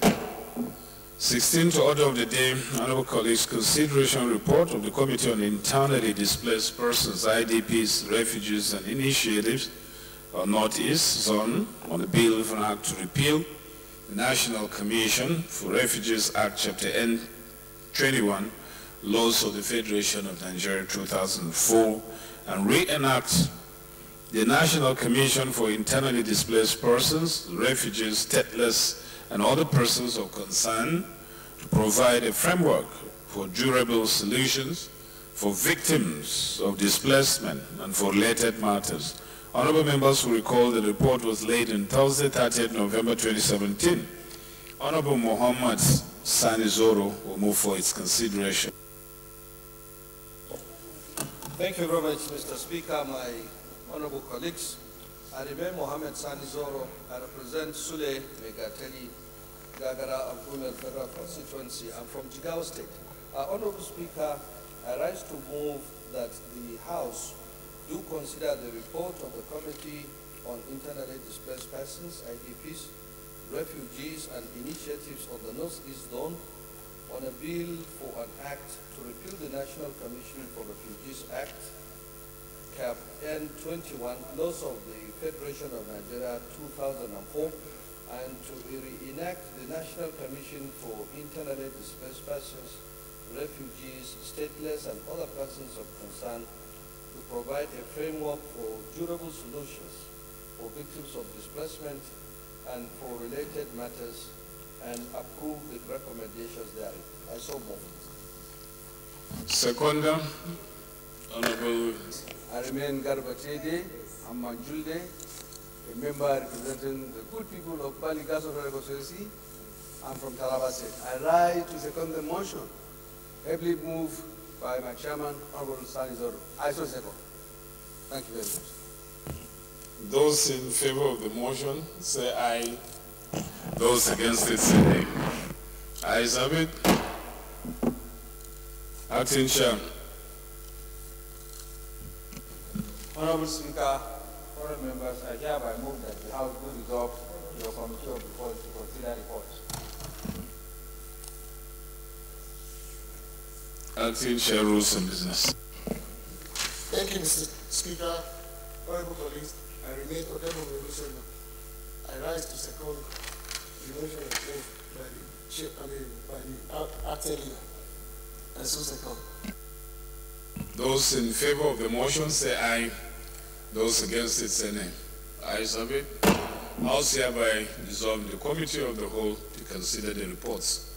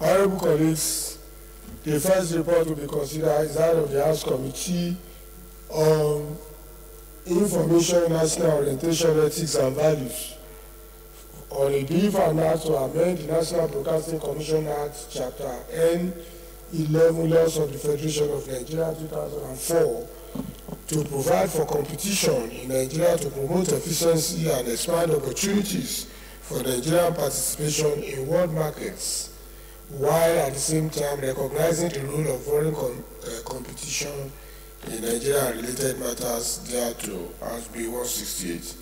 I now invite the Chairman House Committee on Information, National Orientation, Ethics and Values to speak to the report. Thank you, Mr. Speaker. Honorable colleagues, I remain Odebo Melusono, representing the Plenary constituency. Mr. Speaker, the report and the bill on the act to amend the National Broadcasting Commission Act, Chapter 11, Law of the Federation of Nigeria 2004, provide for the competitions in Nigeria to promote efficiency and expand opportunity for Nigeria's participation in the world market, while at the same time recognizing the role of the foreign competition in Nigerian related matters. Mr. Speaker, after a lot of consideration and a public hearing on the matter, we come up with the resolutions and the recommendations. Well, actually, the idea behind the bill is to stop the issue of the rights ownership by some of the players who go abroad to buy the rights on the program. But at the head of the deliberations, all the members present there would quite agree that for now, to allow the industry to be surviving, we should allow them to be individual to going over, whoever have the power and ability and having the resources to buy the right to go ahead and have their rights and come back to Nigeria. But as time goes on, because we are moving to the, we are switching over from analog very soon, which the House has recommended for the new law, for the amendment of the NDC Act, after the Adam Committee have submitted the report. So we are still going on to overhaul the act, so that any other thing that would be necessary then will now be considered.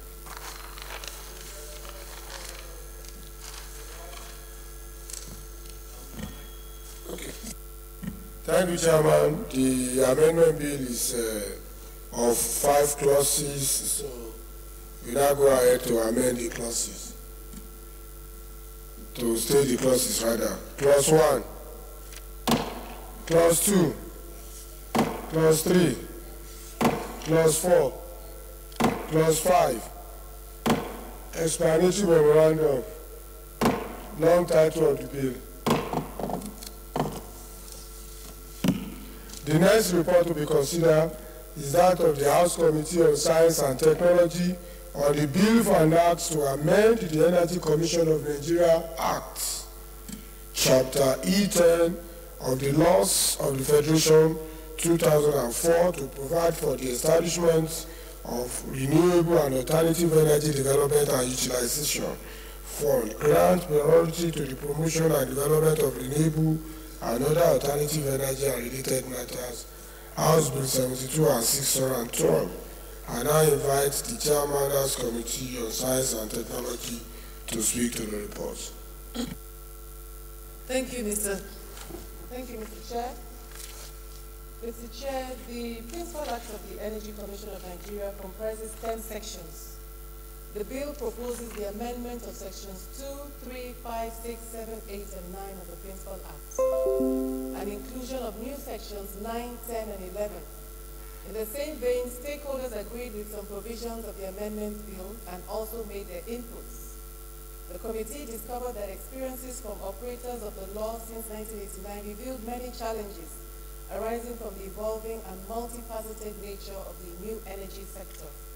These informed the committee decision to amend some sections of the Principal Act and also to strengthen the Commission's powers to accelerate the development and promotion of renewable and alternative energy sources, energy efficiency and conservation, and energy efficiency fund. In view of the foregoing observations and justifications of the committee on the bill, it is recommended that this bill be passed into law. 4, Clause 5, Clause 6, Clause 7, Clause 8, Clause 9, Clause 10, Clause 11, Clause 12, Clause 13, Clause 14, explanatory memorandum, long title of the bill.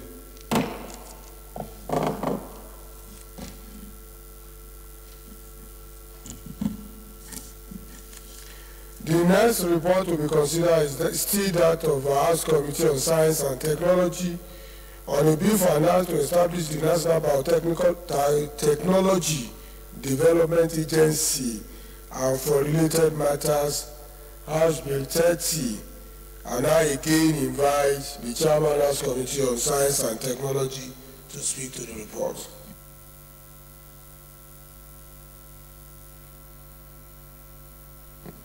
Thank you. Mr. Chair, the bill comprises 40 clauses with 3 schedules.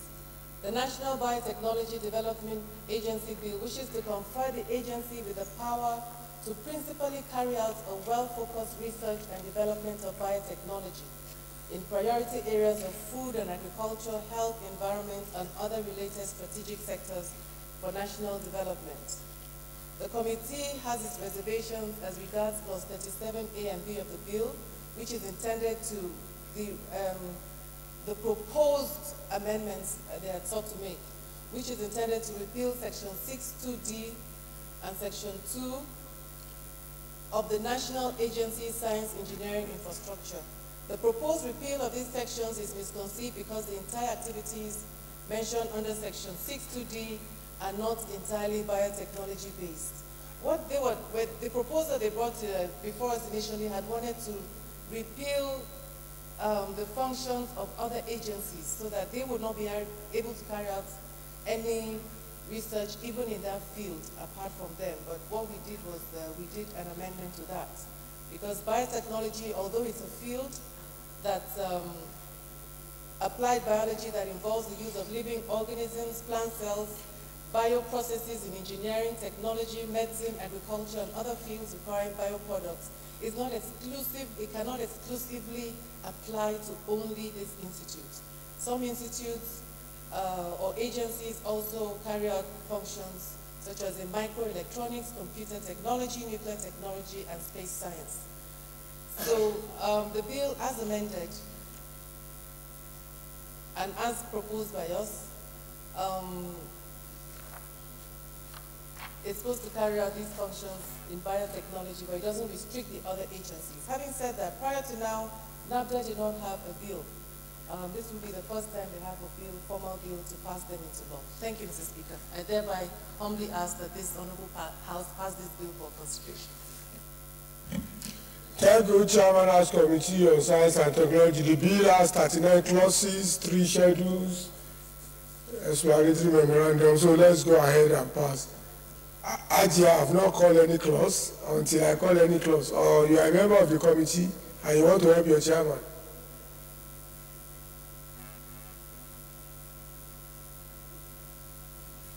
Okay, let me give you the opportunity. No, Mr. Chairman, I said I wanted to indicate that when you start calling the clauses, because it's very fast, I have a correction on clause 2. Yes. Clause 2. Yes. Clause 1. Carried. Clause 2, Ajia. Thank you, sir. Thank you, Mr. Chairman. Honorable colleagues, the clause 2 talks about establishment and membership of the governing board. 2B, members, if you read 3, it's internal affairs. I thought it's better we put interior instead of internal affairs. Yes. So clause 2, 2B2. Our outlining is somehow. So 2 sub 2B2, instead of internal affairs, you put interior. It's 2 on my own. Okay, sorry. It's 2, it's 3. So instead of internal affairs, you put interior. So clause 2 as amended. Clause 3. Clause 4. Benny, you are not carrying your motion. Clause 5. Clause 6. Clause 7. You have appointed or employed a body to do it for you. Clause 8. Clause 9. Clause 10. Clause 11. Clause 12. Clause 13. Clause 14. Clause 15.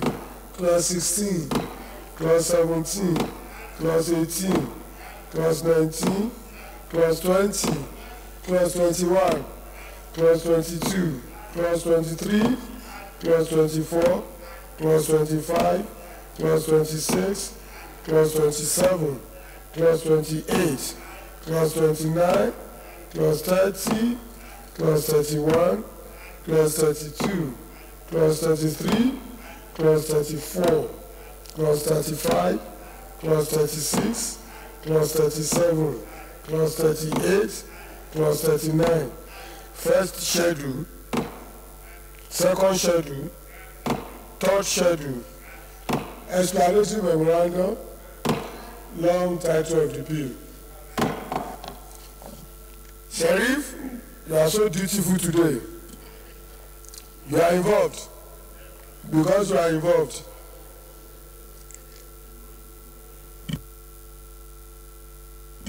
The next report to be considered is that of the House Committee on Environment and Habitats on a bill for an act to provide for the establishment of the Institute of Environmental Practitioners of Nigeria and for related matters, 2017 House Bill 1022. And I call on the almighty chairman of House Committee on Environment and Habitat, Obina Chidoka, to speak to the report. Thank you, Right Honorable Chairman, honorable colleagues. My name still remains Obina Chidoka, representing Germany North, Germany South River constituency. Mr. Chair, one of the important things about this bill is to create, of course, this Institute of Environmental Practitioners. And the major crux of this matter is to have an institute that will have the general duty of training and certification of persons who shall seek to be members of the institute. So that will remove quacks from those who say they are environmental practitioners. And I think it's very important, and of course determining the standard of the knowledge and skills to be attained by persons seeking to be registered members of this institute, and also providing some functions to the general public so that the body knowledge of the institute will be rich and be certified, and everybody who is a practitioner will know that carries the seal of the institute to be sure that you can engage such a person and he will give you very qualitative, knowledge-based advice on issues that have to do with the environment. So I call on my colleagues today to please consider this bill and carry it as appropriate. Thank you, Vice President Chairman.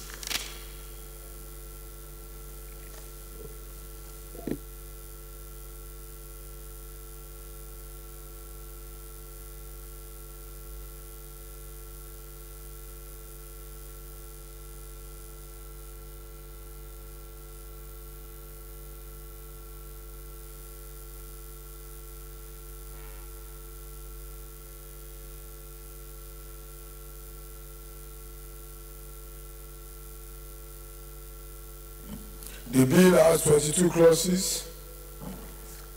Let's now begin to consider them. Clause 1, Clause 2, Clause 3,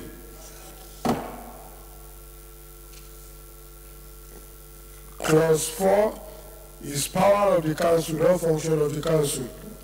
Clause 4, carried. Clause 5,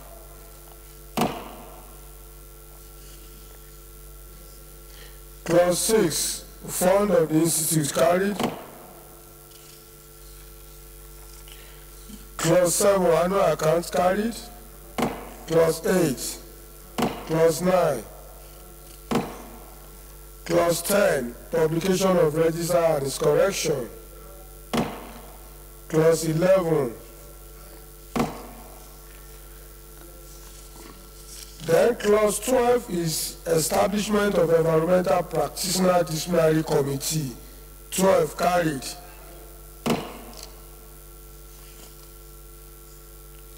Clause 13, carried.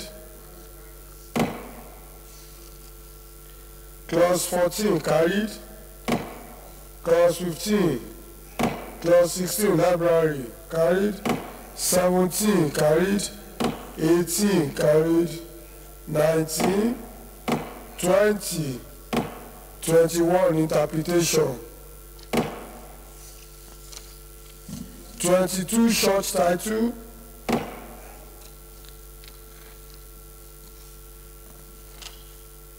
Schedule, carried. Explanatory memorandum, carried. Long title of the bill.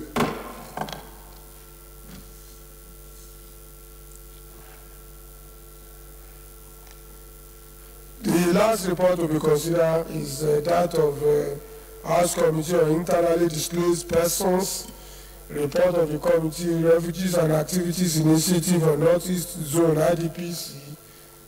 IDPS, on a bill for an act to repeal the National Commission for Refugees Act, Chapter N21, Laws of the Federation of Nigeria, and reenact the National Commission for Internally Displaced Persons, Refugees, stateless, and other persons of concern to provide a framework for durable solution to victims of displacement and for related matters. I now invite the Chairman, IDP, to speak to the report. Thank you very much, Mr. Chairman, my dear colleagues. I remain Mohammed Sani Zoro, the Chairman of the Committee on IDPs, Refugees, and all these initiatives. Mr. Chairman, my dear colleagues, it's a very, very straightforward amendments also in line with what have just passed, and I humbly pray that there won't be any miscarriage this time around. Honorable Chairman, my dear colleagues, these particular amendments are calculated to enhance humanitarian practice in the field. And what we have done is also to preserve the relevant conventions of the United Nations on refugees, regional conventions on internally displaced persons and other persons of concern, as well as other protocols that serve as the sources of law for humanitarian practice on behalf of the Commission on Refugees, Migrants, and Internally Displaced Persons. Honorable Chairman, sir, what we have done is not to alter those sections that are still very relevant, but in view of the dynamism in the humanitarian sector, we thought of effecting an amendment based on the inputs generated during the public hearing as well as the general processing of the bill to recommend for a futuristic law that will accommodate the various dynamism that have characterized this sector, especially in the last 1 decade, and also as we move forward. Honorable Chairman, sir, I will humbly appreciate if my colleagues will also subscribe to these recommendations for consideration of the Committee of the Whole. Thank you very much indeed. Thank you, Mr. Chairman. We will try as much as possible to make sure there is no miscarriage, but the outline is miscarriage already.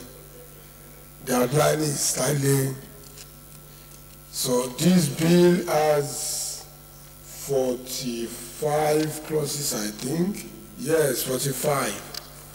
So we will try to patch it up so that it does not have the miscarriage you are envisaging for. Clause 1, Clause 2, Clause 3, Clause 4, Clause 5, Clause 6, Clause 7, Clause 8, Clause 9, Clause 10, Clause 11, Clause 12, Clause 13, Clause 17, Clause 18, Clause 19, Clause 20, 21, Clause 22, Clause 23, Clause 24, Clause 25, Clause 26, Clause 27, Clause 28, Clause 29, Clause 30, Clause 31, Clause 32, Clause 33, Clause 34, Clause 35, Clause 36, Clause 37, Clause 38, Clause 39, Clause 40, Clause 41, Clause 42, Clause 43, Clause 44, Clause 45. Schedule, explanatory memorandum, long title of the bill. Empty. Honorable Chairman, honorable members, I hereby move that the House be referred back to plenary to report progress. Sharif. Thank you, Chair. I rise to second the motion ably moved by Honorable M.T. Monguno. I so second. MT, I hope you listen to your Northeast caucus. They want to carry you. Sharif and Mohammed Soro want to carry you. The House hereby reverts back to plenary to report progress.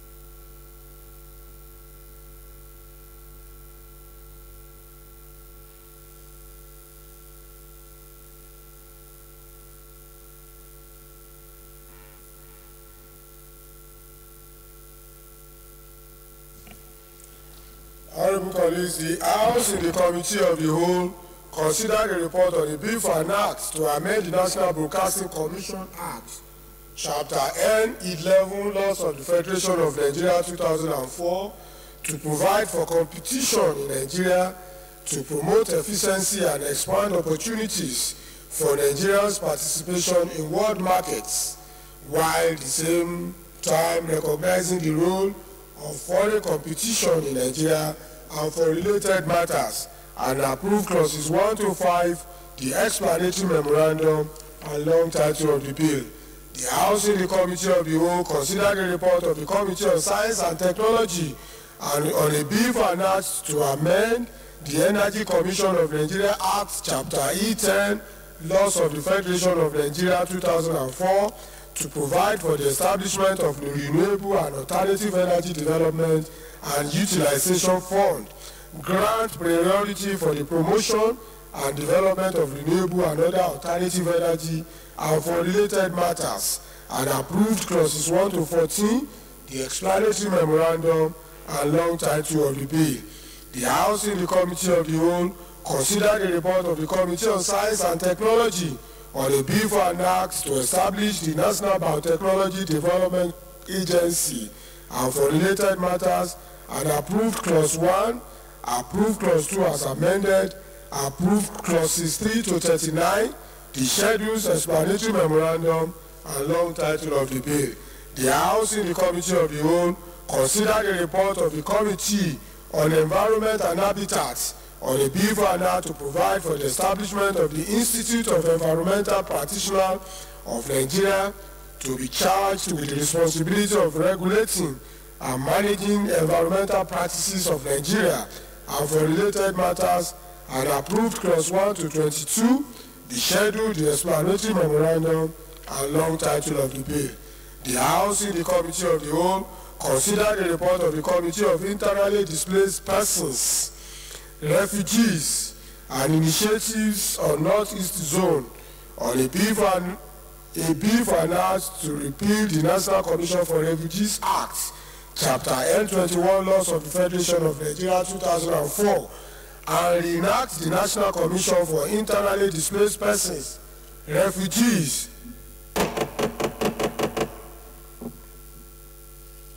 stateless, and other persons of concern, to provide a framework for durable solution to victims of displacement and for related matters, and approved clauses 1 to 45, the explanatory memorandum, and long title of the bill.